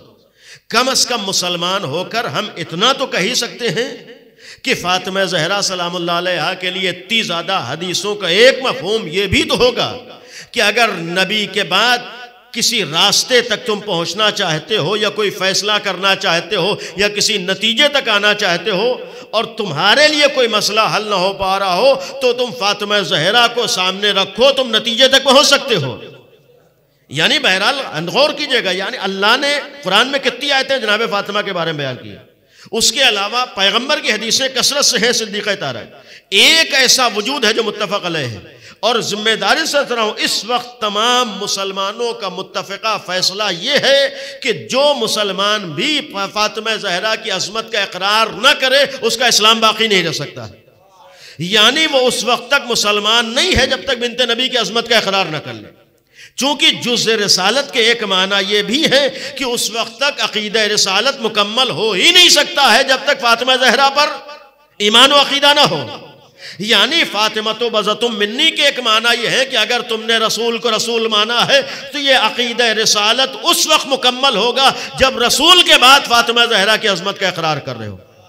تو اگر حضرت زہرا کی عظمت کا اقرار ہے تو کس لیے؟ اب ایک بات بہرحال جو عرض کرنا چاہ رہا ہوں شاید بہت سے لوگوں کے لیے واضح ہے لیکن بچوں کے لیے. دیکھیں پیغمبر نے حدیثیں بیان کی، رسول اللہ نے حدیثیں بیان کی. ایک سوال میں نے ابتدا میں عرض کیا تھا کہ اللہ کو پہچاننے کے لیے عقل کا استعمال کرنا ضروری ہے. رسول کو ماننے کے لیے ہمیں یقین کرنا ضروری ہے کہ سچے رسول ہیں، ہمارے پاس دلیل ہو. اب ظاہر بات جب یہاں تک آئے ہیں جو ہماری بنیاد ہے، بیس ہے کلمہ شہادتین، جب وہاں عقل کا استعمال ضروری ہے تو صاف صاف عرض کرو کہ پھر رسول اللہ کے بعد بھی عقل کا استعمال کرنا ہماری ذمہ داری ہے. یعنی ہم یہ غور کریں کہ ہم نے اگر یہ راستہ اپنایا ہے، مثلا شیعہ ہوئے ہیں تو کس لیے ہوئے، تو ہمارے لیے کوئی نہ کوئی تو دلیل ہونا چاہیے. ایک دلیل بہرحال قرآن کریم آتا ہے، یعنی خود قرآن کریم دلیل ہے، اس میں کوئی شک نہیں. لیکن اگر ہم قرآن کریم کو دلیل مانیں تو ہر مذہب قرآن کو اپنی دلیل بنا رہا ہے. آمنے سامنے ایک دوسرے کی بات ماننے پر تیار نہیں ہے. ہم بھی دلیل دے رہے ہیں قرآن سے، آپ بھی دلیل دے رہے ہیں قرآن سے، یعنی قرآن کو ہر ایک دلیل بنا رہا ہے. جب یہ طے نہیں ہو پا رہا ہے کہ قرآن کس کی بات کو ثابت کر رہا ہے تو ہمیں کوئی ایسی دلیل تلاش کرنا پڑے گی جو قرآن کے علاوہ بھی ہو. البتہ قرآن سے ثابت ہے. دوسری دلیل آپ کہیں گے رسول اللہ کی حدیثیں ہیں، تو آئیے رسول اللہ سے پوچھئے کہ حق کیا ہے. تو رسول اللہ کے سلسلے میں بھی بہت سی حدیثیں موجود ہیں، ہر ایک اپنے لیے دلیل بناتا ہے. ہم بھی دلیل بناتے ہیں کہ رسول اللہ نے فرمایا علی حق ہے اور علی کا راستہ حق ہے اور علی جانشین ہے، اور دوسری جگہ بھی دلیلیں ہیں. یعنی قرآن پر فیصلہ نہیں ہو پا رہا ہے کہ کس کو مانا جائے، رسول اللہ کی حدیثوں سے فیصلہ نہیں ہو پا رہا ہے کس کو مانا جائے. تو کم از کم ہم مسلمانوں کے سامنے کوئی ایک ایسی دلیل تو ہو جو صرف ایک راستے کو بیان کر رہی ہو، اور اس دلیل کے اوپر سب متفق ہو. قرآن کے اوپر سب تو متفق ہیں لیکن قرآن کو ہر ایک دلیل بنا رہا ہے. رسول پر ہر ایک تو متفق ہیں لیکن رسول کو ہر ایک دلیل بنا رہا ہے. لیکن ایک دلیل حضرت فاطمہ زہرا سلام اللہ علیہا کا وجود بھی ہے، یعنی فاطمہ زہرا کو ہر ایک مانتا ہے. اب ہم حضرت فاطمہ سے جا کر پوچھیں کہ آپ نے رسول کے بعد جانشین کسے مانا ہے، حضرت فاطمہ سے سوال کریں آپ نے رسول کا خلیفہ کسے مانا ہے، نبی کی بیٹی سے پوچھیں کہ آپ نے اپنا امام کسے مانا ہے. یعنی ہمیں حضرت فاطمہ سے بھی تو پوچھنے کا حق ہے کہ آپ کا امام کون ہے. کس لیے کہ ہمیں اتنا تو یقین ہے ہی کہ حضرت فاطمہ کی موت برحق موت ہے، جہالت کی موت نہیں ہو سکتی ہے. یعنی اپنے ایمان کو باقی رکھنے کے لیے ہمیں اگر عقیدہ رکھنا ضروری ہے کہ فاطمہ زہرا کی موت برحق ہے تو یہ بھی یقین کرنا پڑے گا جو فاطمہ زہرا کا فیصلہ ہوگا وہی برحق ہوگا. جب اپنے ایمان کے لیے ان کے سلسلے میں یہ فیصلہ کرنا ہے کیا ان کی موت برحق ہے، چونکہ رسول اللہ کی حدیث آپ نے سنی ہے، صحیح مسلم میں بھی روایت ہے، مستدرک حاکم میں بھی روایت ہے، اور ہمارے یہاں بھی متعدد کتابوں میں روایت موجود ہے. مفہوم یہ ہے کہ جس نے بھی اپنے زمانے کے امام کو نہ پہچانا اس کی موت جاہلیت کی موت ہے. تو یہاں جاہلیت سے مراد یہ اسکول سے جو دور رہے وہ جاہلیت نہیں ہے. یہاں جاہلیت سے مراد جو بے دین رہے وہ جاہلیت مراد ہے. یعنی اس کی موت جاہلیت کی موت ہوگی، یعنی دین حق پر دنیا سے نہیں جا سکتا ہے. یہ رسول اللہ کی متفق علیہ حدیث ہے. اگر اپنے زمانے کے امام کو پہچانے بغیر جا رہا ہے تو اس کی موت یا تو کفر کی ہوگی یا شرک ہوگی یا نفاق کی ہوگی. یعنی وہ دین اسلام پر دنیا سے نہیں جائے گا، دین رسول نے فرمایا ہے. تو اگر رسول کی متفق علیہ حدیث ہے تو سوال یہ ہے کہ حضرت فاطمہ کی موت، نبی کی بیٹی کی موت کس کے اوپر ہے؟ حق کے اوپر ہے یا حق کے اوپر نہیں؟ اور رسول اللہ نے فرمایا حق پر موت اس وقت تک نہیں ہو سکتی ہے جب تک اپنے زمانے کے امام کو نہ مان رہے ہو. تب سوال یہ ہے کہ جناب فاطمہ نے اپنا امام کس کو مانا تھا، نبی کی بیٹی نے اپنا امام کس کو مانا تھا. اور بہرحال تاریخی اعتبار سے حقیقت ہے بعض جگہوں پر جب دیکھیں معاملہ نجات کا ہو، ہدایت کا ہو اور حق و باطل کے درمیان گفتگو کا ہو تو اس میں ہٹ دھرمی اور ضد اور انا کے بغیر ہم اگر مسلمان ہیں تو اتنا ہمارے اندر جذبہ ہونا چاہیے کہ حقائق کو ہم یا تو بیان کر رہے ہوں یا حقائق کے اوپر کم از کم کھلے دل سے بات کرنے پہ تیار ہوں. کاش میں اپنی بات پہنچا سکوں. یعنی اسلام میں ہٹ دھرمی نہیں ہے، اسلام میں ضد نہیں ہے، اسلام میں انا نہیں ہے. اسلام ہٹ دھرمی کا نام نہیں. اپنے بچوں سے میں مخاطب ہوں کہ ہٹ دھرمی نہیں ہے. آپ یہ کہیں کہ ہم نے یہ مان لیا نہیں. بہرحال آپ کے اندر اتنی جرت ہونا چاہیے کہ آپ دلیلوں کو سنیے، اس کا جواب دیجئے، اور ظاہر سی بات ہے آپ جا کر سوال کیجئے کہ بھئی یہ معاملہ کیا ہے. مثلا حضرت فاطمہ کے بارے میں جا کر پوچھئے کہ انہوں نے کس کو مانا تھا، کس کو نہیں مانا تھا. یہ سارے واقعات جو رسول اللہ کے بعد ہیں کتنے ہوئے.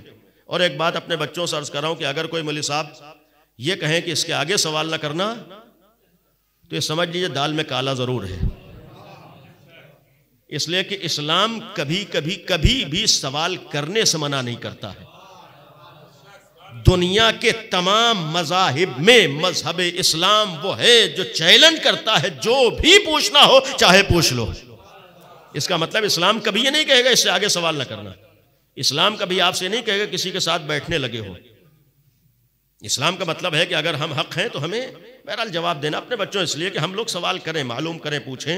تو اگر معلوم کریں پوچھیں راستہ کیا، حضرت فاطمہ نے کسے مانا تھا. دیکھیں اتنا تو تاریخ سے مسلم ہے کہ حضرت فاطمہ نے سوائے امام علی کے کسی کو نہیں مانا ہے. اور آپ چاہے صحیح بخاری اٹھا کر دیکھ لیجئے، دوسری معتبر کتابیں اٹھا کر دیکھ لیجئے، یہ رسول کی وفات کے بعد اصل اختلاف ہی اسی بات کے اوپر تھا کہ حضرت فاطمہ علی کو چھوڑنے پہ تیار نہیں تھی. یعنی میں اپنی ذمہ داری بس کر رہا ہوں کہ حضرت فاطمہ امام علی کو چھوڑنے پہ تیار نہیں تھی. لوگوں کا مطالبہ یہ تھا کہ آپ لوگوں کے بنائے ہوئے کو مانیں. حضرت فاطمہ کا دعویٰ تھا جسے اللہ نے بنا دیا ہے میں اسے چھوڑ نہیں سکتی ہوں. یعنی حضرت فاطمہ کا دعویٰ یہ تھا کہ جسے اللہ نے بنایا ہے اس کے لیے دلیل موجود ہے صاف صاف. جب بات آئی ہے کتنے موقعوں پر گئی ہیں، خطبہ دیا ہے، آپ کے سامنے خطبہ فدق موجود ہے. وہاں خالی فدق کا مطالبہ نہیں تھا، ایک تو فدق تھا، اس کے لیے دربار تک گئی ہیں. اور خود صحیح بخاری میں یہ ہے کہ خالی فدق کے لیے 3 چیزوں کا مطالبہ تھا. روایت جو ہے، ایک تو خمس کا مطالبہ تھا، دوسرے مالیات کا مطالبہ تھا، اور تیسرے فدق کا مطالبہ تھا. اور اسی ذیل میں جو نہج البلاغہ کے شارح ہیں، عالم اہل سنت ہیں، بہت عظیم عالم ہیں. ہم لوگ کتابیں پڑھنے کا تھوڑا شوق ہے، مزید شوق بڑھائیں، ہم لوگ کتابوں کی طرف بھی آئیں. اور بہت سی چیزیں کتابیں موجود ہیں، آج ہمارے گھروں میں رکھی ہوئی ہیں، لیکن ہم لوگ پڑھیں تب معلوم ہوگا کہ ہمارا دین کیا ہے. تو شرح ابن ابی الحدید معتزلی عالم ہے، بہت عظیم عالم ہے، معتبر اہم عالم ہے. ان کا ایک جملہ ہے کہ میں نے اپنے استاد سے ایک سوال کیا تھا، وہ بھی عالم اہل سنت ہے، انہوں نے لکھا ہے باقاعدہ شرح نہج البلاغہ میں کہ میں نے اپنے استاد سے سوال کیا کہ جب نبی کی اتنی عظیم الشان بیٹی اپنا حق مانگنے کے لیے دربار میں گئی، فدق کا مطالبہ کیا ہے، تو ولو ان کا نہ رہا ہو، کم از کم جب نبی کی بیٹی نے مانگا تھا تو دے دینا چاہیے تھا. یعنی ایک سوال ہے کہ انہوں نے خود لکھا ہے، اس لیے میں عرض کر رہا ہوں، میری طرف سے نہیں. آپ شرح نہج البلاغہ پر کہ جب نبی کی بیٹی نے مانگا تھا تو دے دینا چاہیے تھا، تو پھر بھی کیوں نہیں دی؟ انہوں نے جواب دیا ہے، عالم نے، استاد نے، انہوں نے جواب دیا ہے کہ اگر معاملہ صرف فدق کا ہوتا تو پھر فدق دے دیا جاتا. یعنی میں نہیں کہہ رہا ہوں، شرح نہج البلاغہ میں حوالہ دے رہا ہوں. انہوں نے خود یہ جواب دیا ہے کہ اگر خالی فدق کے لیے گئی ہوتی تو پھر فدق ان کو مل گیا ہوتا. بات فدق تک نہیں تھی. ان کے الفاظ یہ ہیں کہ اگر آج فدق دے دیتے، مطالبے کے اوپر اگر بنت نبی کو آج فدق مل گیا ہوتا تو فاطمہ زہرا فدق کے لیے نہیں گئی تھی، بلکہ فدق تو ذریعہ تھا اپنے حق کا. سوال کیا ہے؟ اپنا حق کیا تھا؟ حق کیا تھا؟ وہ حق جو اللہ نے علی ابن ابی طالب کو دیا تھا. یعنی یہی مفہوم ہے کہ وہ حق جو اللہ نے علی ابن ابی طالب کو دیا تھا، آج اگر فدق کے مطالبے کو قبول کر لیا گیا ہوتا تو وہ کہتے ہیں کل فاطمہ زہرا آ کر علی کے حق کا مطالبہ کرتی، اور جب پہلا حق دے چکے تھے تو علی کا حق بھی دینا پڑتا. چونکہ علی کے حق کو نہیں دینا تھا لہذا باغ فدق کے سلسلے میں انکار ہوا ہے. لیکن یہ میں نے ایک حوالہ دیا ہے، بہرحال اپنی بات نہیں تھی، آپ خود جائیے کتابوں پڑھیے. مقصد یہ تھا کہ آج ہمارے لیے الحمدللہ جو مذہب ہے اور اس مسلک کو اختیار کیا ہے، ان میں ساری دلیلوں میں ایک بہت بڑی دلیل یہ ہے کہ حضرت فاطمہ نے یہ راستہ اپنایا تھا لہذا ہم نے اپنایا ہے. صاف صاف یہ بات ہے کہ جناب فاطمہ رسول اللہ کے بعد سب سے پہلی علی کے شیعہ تھیں، لہذا ہم آج علی کے شیعہ ہیں. شیعہ کا مطلب یہ ہوتا ہے کہ جو رسول اللہ کے بعد اس کو مانتا ہے جسے اللہ نے منوایا ہے. ہمارے یہاں بعض باتیں بہرحال ختم کرتے ہوئے کہ دیکھیے یہاں مسلکی میں مسائل کو نہیں چھیڑ رہا ہوں، لیکن اپنے بچوں سے میں مخاطب ہوں، اس لیے ان کے لیے عرض کر ہمیں اپنے مذہب کے بارے میں معلوم ہونا چاہیے. اسی لیے میں نے دلیل دی ہے کہ ہماری دلیل کیا ہے. ہماری دلیل ہے حضرت فاطمہ سب سے پہلی دلیل ہے، اور دلیلوں میں جناب فاطمہ دلیل ہے کہ چونکہ ہمارے اوپر واجب ہے انہیں ہم نمونہ عمل بنائیں، انہیں ہم آئیڈیل بنائیں. جو راستہ انہوں نے اپنایا ہے وہ ہمیں اپنانا ہے. جو طریقہ انہوں نے اپنایا ان کا طریقہ صاف صاف تھا کہ انہوں نے امیر المومنین کو اپنا پہلا امام مانا تھا، لہذا ہم امیر المومنین کو امام علی کو اپنا پہلا امام مانتے ہیں. دوسری طرف یہ ہے کہ جناب سید کونین کی زندگی میں جو امیر المومنین کے سلسلے میں بات تھی، اپنا امام تسلیم کیا ہے. اسلام کے سلسلے میں جو ہمارا عقیدہ ہے ختم کرتے ہوئے، دیکھیں ہم شیعوں کا عقیدہ یہ ہے کہ اسلام بس اللہ کا ہے، اور اس اسلام میں کسی بھی انسان کو ذرہ برابر کمی اور زیادتی کا حق نہیں ہے. یعنی ہمارا عقیدہ اسلام کے سلسلے میں ہے کہ اسلام بس اللہ کا ہے. اور آج جو ہم لوگ غدیر کی عظمت کے قائل ہیں، غدیر کے ایک معنی یہ ہے کہ غدیر میں متفق علیہ روایت کی بنیاد پر یہ آیت نازل ہوئی الیوم اکملت لکم دینکم، یعنی غدیر میں ولایت امام علی کے بعد یہ قرآن کی آیت ہے کہ آج دین مکمل ہو گیا۔ گویا اس کے ایک معنی یہ بھی ہے کہ اب اس کے بعد قیامت تک اس دین میں نہ کوئی کمی ہو سکتی ہے نہ اضافہ ہو سکتا ہے۔ یعنی الیوم اکملتو کے معنی یہ ہے کہ اس دن دین مکمل ہو گیا، اللہ نے اعلان کر دیا ہے۔ تو اب ہم کو قیامت تک اسی دین کو ماننا ہے جو غدیر میں مکمل ہوا ہے۔ ہمارا عقیدہ یہ ہے کہ ہمارے اوپر واجب ہے اسی دین کو مانے جو غدیر میں مکمل ہوا ہے۔ دوسرا عقیدہ ہمارا یہ ہے کہ یہ دین اللہ نے مکمل کیا ہے، رسول اللہ کو بھی حق نہیں ہے اس دین کو تبدیل کرنے کا۔ جب رسول اللہ نے دین کو بنایا نہیں ہے تو انہیں تبدیلی کا حق بھی نہیں ہے۔ رسول کا کام صرف وہاں سے دین کو لانا ہے۔ جب رسول کا کام دین کو لانا ہے تو پھر جب دین مکمل ہو جائے قیامت تک وہی دین رہے گا۔ الحمدللہ ہمارے ہاں قیامت تک وہی دین باقی رہے گا۔ اسی لیے ہمارے ہاں قانون ہے حلال محمد حلال الی یوم القیامہ، حرام محمد حرام الی یوم القیامہ۔ جو پیغمبر کے زمانے میں حلال ہو گیا آج تک حلال ہے، جو نبی کے زمانے میں حرام ہو گیا وہ آج تک حرام ہے۔ دوسری ایک بات اس ذیل میں دیکھیں، ہمارے ہاں سب سے زیادہ جو تذکرہ ہوتا ہے کربلا کا، ہمارے ہاں سب سے زیادہ جو ذکر ہوتا ہے کربلا کا عزاداری ہے امام حسین۔ کیوں ہوتا ہے؟ اس کی بھی ایک وجہ یہ بھی ہے کہ ہمارے ہاں دین اللہ کا ہے۔ آپ سوچیں گے امام حسین کے تذکرے سے یہ کون سا عقیدہ ہے؟ چونکہ کربلا میں امام حسین نے جو مجمع تھا بظاہر جو مسلمانوں کا تھا، یزید کا لشکر تھا، اس سے ایک جملہ کہا تھا کہ کیا میں نے شریعت محمدی کو بدلا ہے؟ سن 61 ہجری میں یہ جواب اس وقت کے تمام مسلمانوں سے نبی کے نواسے نے لیا تھا کہ کیا میں نے شریعت محمدی میں کوئی تبدیلی کی ہے؟ یعنی پیغمبر کے دین میں کیا میں نے کوئی بدلاؤ کیا ہے؟ آپ انصاف سے بتائیے جواب کیا تھا؟ سب سے پہلا جواب تو تاریخوں موجود یہ تھا کہ ہم آپ کو اس لیے قتل کر رہے ہیں بغضاً لابیک، علی ابن ابی طالب کے بغض میں۔ یعنی یہ جواب تھا دشمن کا۔ اگر ذرہ برابر حسین ابن علی نے دین میں کوئی تبدیلی کی ہوتی تو جو لشکر یہ کہہ سکتا ہے کہ آپ کے باپ کی دشمنی میں قتل کر رہے ہیں، وہ یہ بھی کہہ سکتا تھا کہ حسین ابن علی تم دعویٰ تو کر رہے ہو کہ ہم نے شریعت میں تبدیلی نہیں کی ہے، تم نے فلاں حکم کو بدلا ہے۔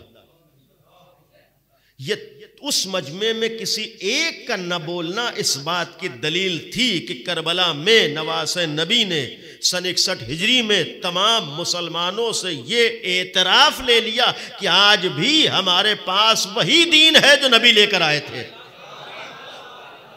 یعنی حسین ابن علی نے یہ اعتراف لے لیا کہ ہمارے پاس وہی دین ہے جو نبی لے کر آئے۔ یعنی نہ حسین ابن علی نے بدلا ہے، نہ علی ابن ابی طالب نے بدلا ہے، نہ حسن ابن مصطفیٰ نے بدلا ہے۔ آج میں نے کہا جو آزاداری ہے، آزاداری کا ایک مقصد یہ بھی ہے کہ آج ہم لوگ فرش عزا بچھا کر اس بات کا اعلان کرتے ہیں کہ جس طریقے سے امام حسین نے اعلان کیا تھا کہ ہمارے پاس وہی شریعت ہے جو نبی لے کر آئے تھے، ہم بھی آزاداری کر کے یہی اعلان کرتے ہیں کہ ہمارے پاس وہی شریعت ہے جو نبی لے کر آئے تھے۔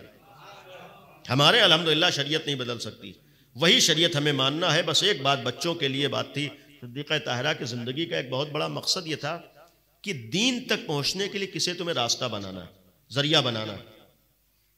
کس کے ذریعے سے تم اللہ تک پہنچو گے، دین تک پہنچو گے؟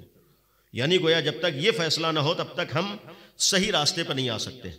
ایک سوال یہ ہے کہ اگر رضائے فاطمیہ کا ایک بہت بڑا مقصد ہمیں دین تک پہنچنے والے کو تلاش کرنا ہے، تو دوسرا سوال یہ ہے کہ آج اس زمانے میں ہم لوگ اگر اس الہی دین کو لینا چاہیں تو کس سے دین کو لیں گے؟ آج اگر یہ طے کرنا چاہیں کہ غدیر میں کون سا دین مکمل ہوا جسے قیامت تک رہنا ہے، جس میں کوئی تبدیلی نہیں ہو سکتی، اگر ہم لینا چاہیں تو کس سے لیں گے؟ آسان نہیں ہے۔ ہمارے اندر تو اتنی صلاحیت نہیں ہے کہ جا کر پتہ لگا لیں کون سا دین وہاں مکمل ہوا تھا۔ جب اتنا علم نہیں ہے تو کس سے پوچھیں گے؟ ایک راستہ یہ جو دل میں آئے وہ عمل کریں، یہ ہماری شریعت اجازت نہیں دے سکتی کہ جس کو جو دل میں آئے وہ عمل کرے۔ جب ہمارے اوپر واجب ہے کہ اللہ کے دین پر عمل کریں تو کوئی نہ کوئی تو راستہ ہونا چاہیے جس کے ذریعے سے ہمیں کچھ نہ کچھ اطمینان ہو جائے کہ اللہ کا دین ہے۔ وہ راستہ کیا ہے؟ ایک راستہ جب امام موجود تھے، خود امام تھے، امام سے پوچھ لیا کون سا اللہ کا دین ہے، امام بتا دے گا۔ جب غیبت کا زمانہ ہو، امام نہ ہو، اس زمانے میں ہم کس سے پوچھیں کہ کون سا دین اللہ کا ہے؟ ہمیں خود علم نہیں، ہمیں خود اتنا معلوم نہیں، تو کوئی نہ کوئی تو ایسا راستہ ہونا چاہیے دین کی طرف سے جس سے ہم جا کر پوچھیں کہ اللہ کا دین کیا ہے۔ اسی غیبت کے زمانے میں وہ راستہ جو ہمارے لیے بتایا گیا ہے کہ کس سے معلوم کریں اللہ کا دین کیا ہے، اسی راستے کو ہمارے ہاں نظام مرجعیت کہتے ہیں۔ تقلید اور مرجعیت کا مطلب یہ ہے کہ 1400 سال گزرنے کے بعد بھی اللہ کے مکمل دین تک پہنچنے کے لیے آپ کے پاس کوئی مطمئن راستہ ہونا چاہیے۔ جب مطمئن راستہ ہونا چاہیے تو وہ راستہ کیا ہے؟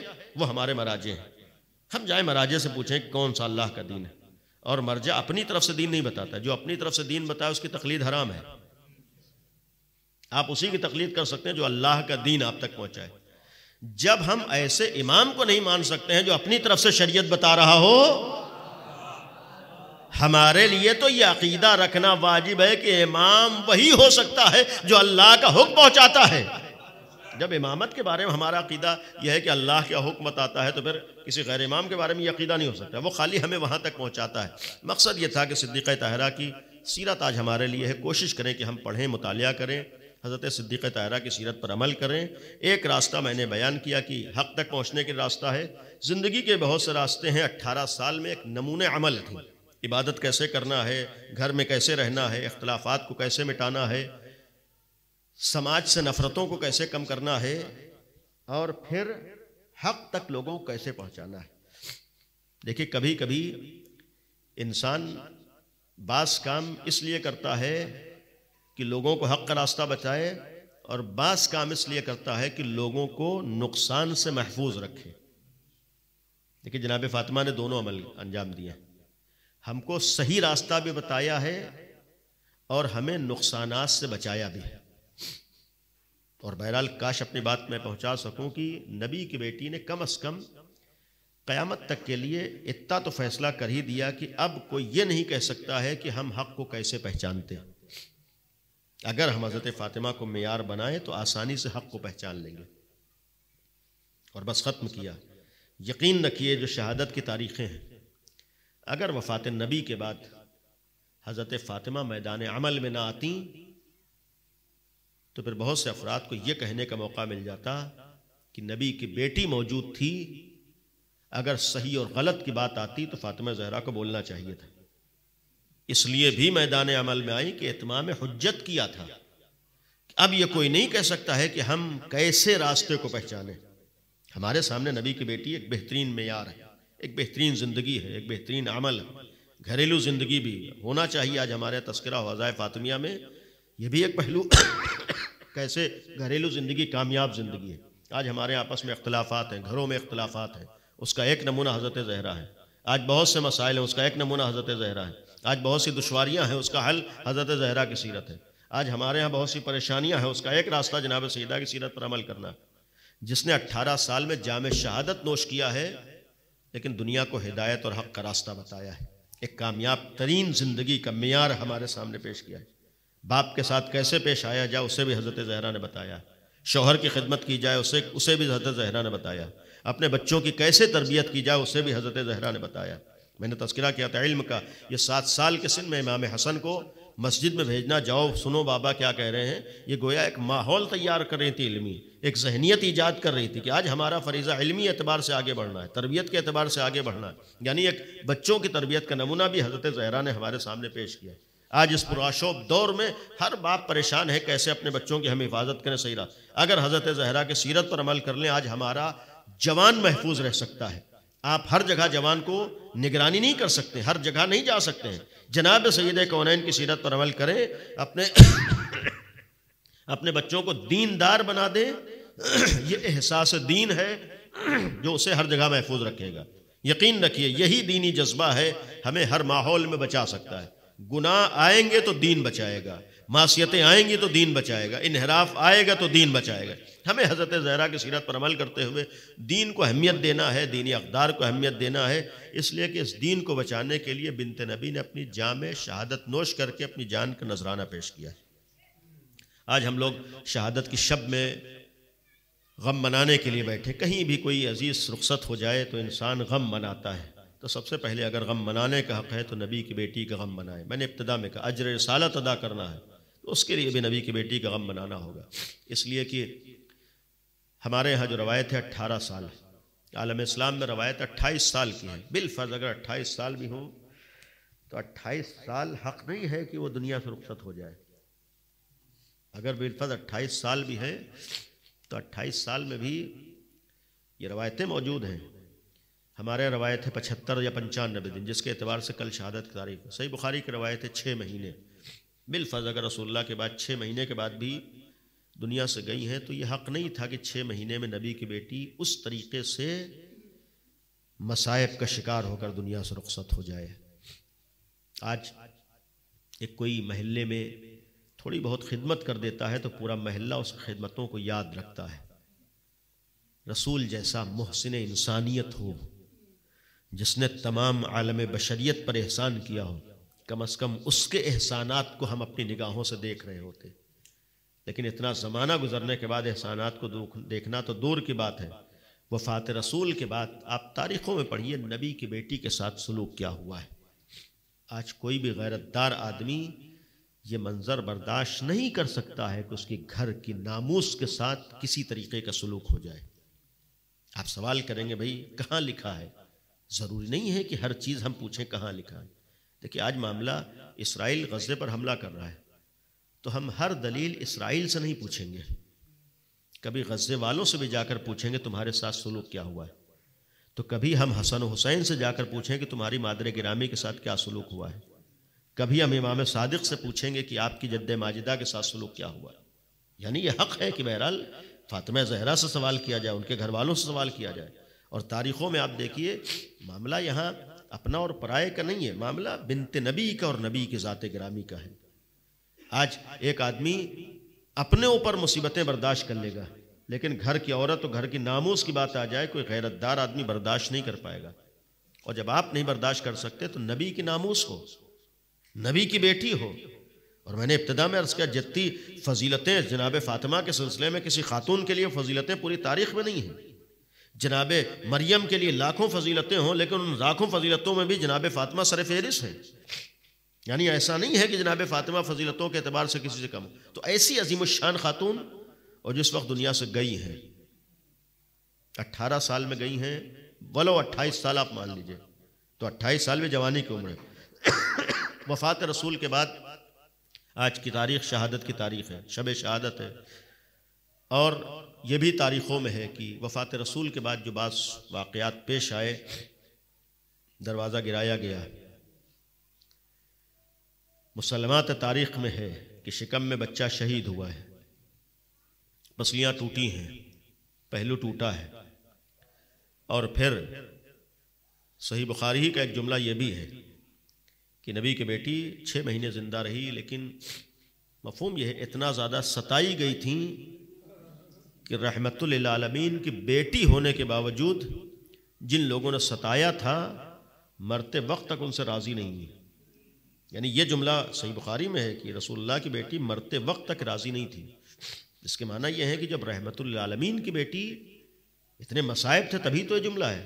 اور یہ جو مرثیہ ہے صبت علیہ مصائب اللہ ونہا، صبت علیہ میں سرنا لیا لیا، آج آپ واقعات سنتے ہیں رو دیتے ہیں.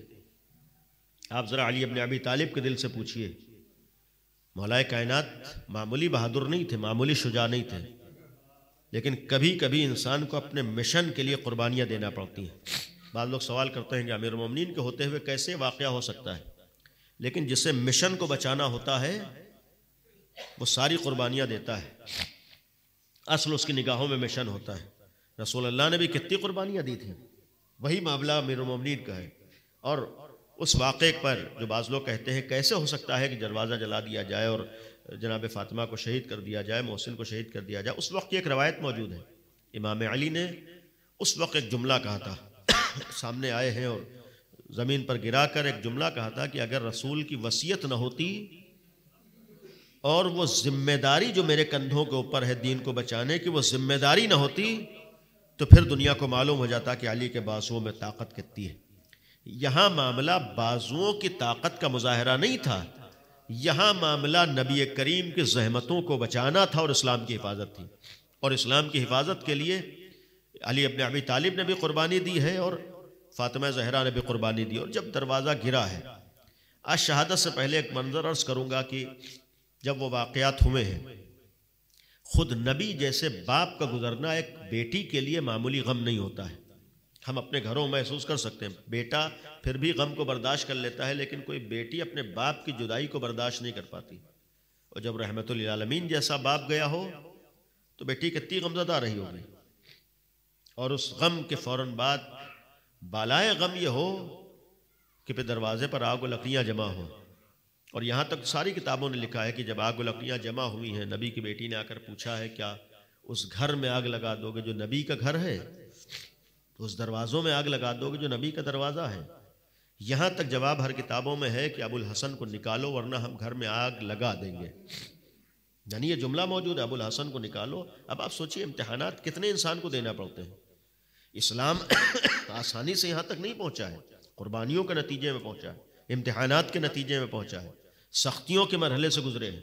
یہ میں بچوں سے بھی عرض کر رہا ہوں کہ ہمیں اگر اسلام کا درد ہے تو بہت سے موقعوں پر قربانیاں دینا ہے. اپنے مزاج اور اپنے پسند کے مطابق ضروری نہیں ہے کہ سارے کام ہو رہے ہیں. ہو سکتا ہے بعض موقعوں پر سخت مرحلوں سے گزرنا پڑے، اور علی ابن ابی طالب گزرے ہیں. اور جب آگ و لکڑیاں جمع ہوئی ہیں، اب یہاں پر روایت یہ ہے کہ باقاعدہ ان لکڑیوں میں آگ لگائی گئی جس سے دروازہ جلنا شروع ہوا. پیچھے نبی کی بیٹی ہے. اور یہ بھی ایک کمال ہے کہ حق کے لیے اور دین کو بچانے کے لیے نبی اور آل نبی کے گھرانے کا جذبہ دیکھیے. نگاہوں سے آگ کو دیکھ رہی ہیں لیکن قدم پیچھے نہیں ہٹائے ہیں. یعنی گویا ہر طریقے کا امتحان دے رہی ہیں دین کے لیے. نتیجہ یہ ہوتا ہے کہ جلتا ہوا دروازہ نبی کی بیٹی پر گرایا گیا. اور جس وقت دروازہ گرا ہے تو روایت یہ ہے کہ پیچھے دیوار ہے. جب دروازہ گرا ہے تو سینہ مبارک کے اوپر دروازہ گرا ہے، اسی لیے در و دیوار کے درمیان آئی ہیں. اور جب در و دیوار کے درمیان آئی ہیں تو دو امتحان اس منزل پر تھے. پہلا سخت مرحلہ روایتوں میں ہے کہ جب دروازہ گرا ہے تو دروازے میں ایک کیل ہے جو سینے میں درائی ہے. اور دوسرا امتحان یہ ہے کہ شکم میں جناب محسن تھے. یہ جملہ فرمایا ہے یا فضتو خزینی قتلا معافی آشائی، اے فضہ مجھے سنبھالو، میرے شکم میں میرا محسن شہید ہو گیا. یعنی دروازہ گرنے کا یہ پہلا اثر سینہ مبارک زخمی ہوا ہے، یعنی پسلیاں ٹوٹی ہیں. دوسرا اثر شکم میں بچہ شہید ہوا ہے. ایک عورت ہو شکم میں بچہ شہید ہو جائے اپنے کو برداشت نہیں کر سکتی، لیکن جس کے نگاہوں میں بڑا مشن ہوتا ہے وہ امتحانات دیتی ہے. نبی کی بیٹی نہیں پیچھے ہٹی ہیں. تب لوگوں نے جب آگے بڑھنا چاہا تو شہزادی کونین نے اپنا ہاتھ آگے بڑھا دیا کہ لوگ آگے نہ بڑھ سکیں. اور جب ہاتھ تو آگے بڑھایا ہے تو ایک وار ایسا بازو کے اوپر ہوا ہے کہ روایت کے جملے یہ ہیں کہ وار کا اثر یہ تھا کہ فوراً ہی کپڑے کے اوپر سے بھی سوجن کا عالم یہ تھا جیسے انسان کوئی تعویذ باندھتا ہے، اس طریقے سے اثر ظاہر ہو گیا تھا. یعنی یہ ایک معمولی امتحانات نہیں ہے. یہ ہاتھ ٹوٹا ہے، بازو ٹوٹا ہے. دوسری منزل ہے جب اور لوگوں نے آگے بڑھنا چاہا، نبی کی بیٹی نے آگے نہیں بڑھنے دیا تو ایک وار زانو پر ہوتا ہے جس کی وجہ سے زانو ٹوٹ گیا. جب یہ کیفیت ہوئی تب نبی کی بیٹی بے ہوش ہوتی ہے. ادھر بنت نبی کا بے ہوش ہونا تھا، لوگ علی ابن ابی طالب تک پہنچے. یعنی اب تک فاطمہ زہرا کا امتحان ہے، اب علی کا امتحان ہے. آدمی سوچتا ہے کہ اتنے شجاعت ہے تو کیسے ہو سکتا؟ نہیں، جب انسان امتحانات کی منزل میں آتا ہے. اسی لیے فرمایا تھا اگر رسول کی وصیت نہ ہوتی کہ علی میرے بعد تمہیں صبر کرنا ہے، میں اس لیے صبر کر رہا ہوں، وصیت رسول پہ عمل کرنا ہے. وہ ذمہ داری جو اللہ نے عائد کی ہے، ذمہ داری کو ادا کرنا ہے. لہذا نتیجے میں گلے میں رسی کا پھندا پڑا ہے. اس وقت لے کر گئے ہیں جب فاطمہ زہرا بے ہوش ہے، اور جب لے کر گئے تو اس وقت دربار مسجد میں لگتا تھا. جیسے ہی جناب صدیقہ طاہرہ کو افاقہ ہوا، آپ سوچئے کم از کم شکم میں بچہ شہید ہوا ہے، ہاتھ ٹوٹ چکا ہے، بازو ٹوٹا ہے، پسلیاں ٹوٹی ہیں، پہلو ٹوٹا ہے. لیکن اس درد اور غم کے باوجود جیسے ہی غش سے فاقہ ہوا، اپنے غم کا احساس نہیں ہے، اپنے درد کا احساس نہیں، بلکہ پہلا سوال یہ کہ ابو الحسن کہاں ہے. جب معلوم ہوا کہ لوگ علی کو لے کر گئے ہیں تو بیت الشرف سے نکلی اور نکلنے کے بعد جو آ کر منظر دیکھا ہے کوئی چاہنے والا دیکھ کے برداشت نہیں کر سکتا ہے۔ جب پہنچی ہیں تو منظر یہ دیکھا کہ علی ابن ابی طالب امتحانات کی منزلوں میں ہیں، سر کو جھکائے ہوئے بیٹھے ہیں، گردن کے اوپر تلوار ہے۔ جیسے یہ منظر دیکھا نبی کی بیٹی نے ایک جملہ کہا ہے، ابو الحسن کو چھوڑ دو ورنہ میں سر کے بال پریشان کر دوں گی، ابو الحسن کو چھوڑ دو ورنہ میں بد دعا کے لیے ہاتھ اٹھا دوں گی۔ یہ جملہ بنت نبی نے کہا تھا۔ ادھر زبان پر جملہ آیا، امیر المومنین نے سلمان کو بلا کر کہا، سلمان جاؤ فاطمہ سے کہہ دو بد دعا کے لیے ہاتھ نہ اٹھائیں۔ آپ دنیا میں کوئی ایسا رہبر، کوئی ایسا امام دیکھ سکتے ہیں، تلاش کر سکتے ہیں جو خود امتحانات کی منزلوں میں ہو اور دوسروں کے بچانے کی فکر ہو؟ یہ کردار صرف علی ابن ابی طالب کا نظر آیا ہے کہ گلے میں رسی ہے، لیکن یہ کہتے فاطمہ بد دعا نہ کرنا، اس لیے کہ اگر تم نے بد دعا کر دی تو پھر روح زمین پہ کوئی باقی نہیں رہے گا۔ صدیقہ طاہرہ نے بد دعا نہیں کی ہے۔ یہاں پر ایک منظر ہے، جب بد دعا نہیں کی ہے لیکن آئی ہے، پھر کم از کم اتنا تو تھا کہ اپنی نگاہوں کے سامنے امیر المومنین کو اپنے ساتھ لیا ہے۔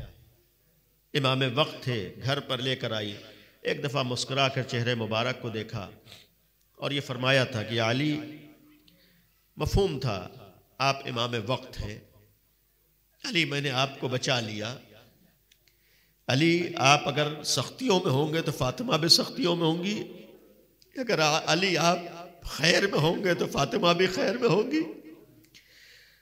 اور شاید یہ مسکرا کر ایک پیغام دیا ہو، یا علی آج امتحان تھا اور مجھے قربانیاں دینا پڑی، لیکن میں خوش نصیب ہوں کہ اگر میرے سامنے امام وقت پہ وقت پڑا، صحیح ہے اتنی بڑی بڑی قربانیاں تھیں، لیکن ان قربانیوں کا اثر تو یہ تھا کہ میں امام وقت کو گھر تک لے آئی۔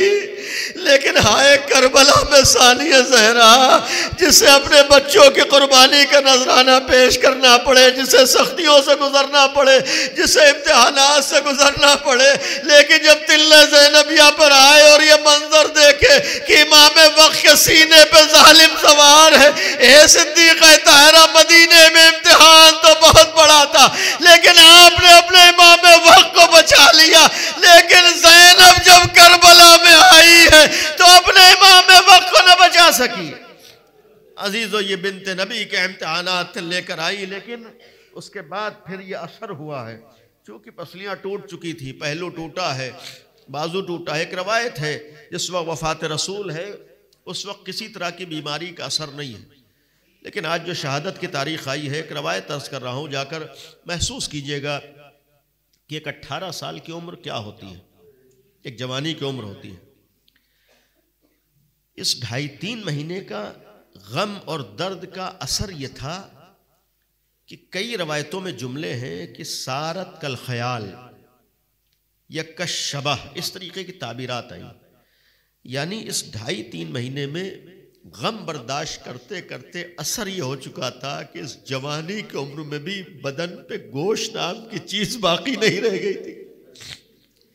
یعنی یہی تو وجہ ہے کہ وفات کے وقت جب بستر بیماری پر ہے تو اٹھتی ہے، سہارا لے کر اٹھتی ہے، عصا کے سہارے چل رہی ہے۔ آپ سوچئے گھروں میں بہت سے لوگ بیمار ہوتے ہیں، اگر کوئی 60-70 سال کا ہو اور اس کے کمر جھک جائے تو تعجب نہیں ہوگا، اگر 70-80 سال کا ہو عصا کے سہارے چلے تو تعجب نہیں ہوگا، لیکن جو 18 یا بہت زیادہ 28 سال کا ہو، کہ کبھی آپ نے تاریخ سے پوچھا کہ جس کی ایج یہ ہو اور پھر وہ عصا کے سہارے چل رہا ہے، پھر وہ کمر جو اس کی جھک چکی ہے، اور یہاں تک ایک جملہ علماء نے لکھا ہے کہ کیفیت یہ ہو چکی تھی کہ سر کے بال بھی سفید ہو گئے تھے، یعنی معمولی بات نہیں، سارت کل خیال، یعنی جسم خیال، یعنی بالکل ہی جس پر گوشت نام کی چیز نہیں تھی، اس حد تک نوبت پہنچ چکی۔ اب آپ محسوس کیجئے، جو جملہ سن کر آپ رنجیدہ ہو جاتے ہیں، غمزدہ ہو جاتے ہیں، برداشت نہیں ہوتا ہے، تو ایک گھر میں علی جیسے غیرتدار شوہر سے پوچھے جو مسلسل فاطمہ زہرا کو اس عالم میں دیکھتا ہوگا، ان چھوٹے چھوٹے بچوں سے پوچھے جو مسلسل ماں کو اس کیفیت میں دیکھتے ہوں گے، اور پھر اس کیفیت سے ماں جا رہی ہو۔ یقین رکھیے ہر ماں کا دنیا سے گزرنا بہت سخت ہوتا ہے، لیکن فاطمہ زہرا جیسی ماں جب جائے، آج کی تاریخ شب شہادت ہے، شہادت سے پہلے آخری تاریخ کی ایک روایت ہے کہ صدیقہ طاہرہ بستر بیماری پر آخری ایام میں تھی، اور کیفیت یہ تھی کہ بستر سے اٹھنے میں بھی کرب اور درد سے گزرنا پڑتا تھا، لہذا آخری دنوں میں سر پر ایک رومال بھی بندھا رہتا تھا درد کی وجہ سے، لیکن آخری دن بستر سے اٹھی ہیں، گھر کے سارے کام کرنا شروع کیے۔ اب صرف محسوس کیجئے کہ گھر میں 4 چھوٹے چھوٹے بچے ایک مدت سے اپنی ماں کو بستر بیماری پر دیکھیں، اور اگر ایک دن ماں اٹھ کر گھر کے کام کرنے لگے تو بچے یہی تو سوچیں گے میری ماں ٹھیک ہو گئی ہے، بچے یہی تو سوچیں گے کہ میری ماں صحیح ہو گئی ہے۔ آپ سوچئے اتنے دن سے حضرت زہرا بستر بیماری پر تھی، آخری دن اٹھ کے گھر کے کام کرنا شروع کیا، بچوں کے لیے کھانا تیار کیا، بچوں کے لیے لباس تیار کیا ہے۔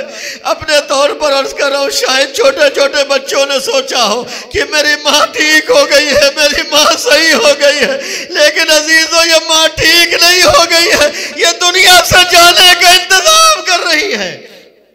بچوں کے لیے آمادہ کیا ہے، کھانا آمادہ کیا، غذا تیار کیے، لباس تیار کیے، اور بچوں کو آمادہ و تیار کر کے نانا کی قبر پر بھیجا ہے۔ ادھر امام حسن امام حسین پیغمبر کی قبر پر آئے، صدیقہ طاہرہ نے جناب اسماء سے فرمایا، اے اسماء دیکھو میں حجرے میں جا رہی ہوں، جب تک میری تسبیح و تحلیل کی آواز آتی رہے سمجھ لینا میں زندہ ہوں، جب میری آواز بند ہو جائے سمجھ لینا نبی کی بیٹی رخصت ہو گئی۔ کہتی میں صحن خانہ میں آ کر بنت نبی کی مظلومیت پر رو رہی تھی، آنسو بہا رہی تھی۔ کچھ دیر کے بعد جب آواز بند ہو گئی، اب یہاں پر ایک قابل غور جملہ، بس 2 جملے ہیں، بنت نبی کو آ کر دیکھا دنیا سے رخصت ہو چکی تھی۔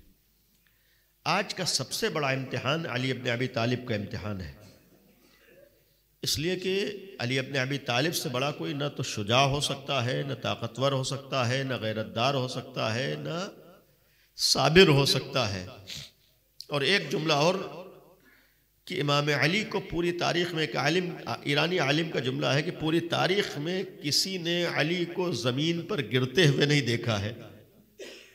پوری تاریخ میں بڑے سے بڑا بہادر آیا ہے، کبھی علی زمین پہ گرے نہیں ہیں۔ ادھر صدیقہ طاہرہ حجرے میں گئی ہیں، جب اسماء نے جا کر دیکھا ایک چیخ ماری اور اپنے کو بنت نبی پر گرایا، آنسو بہانا شروع کیے۔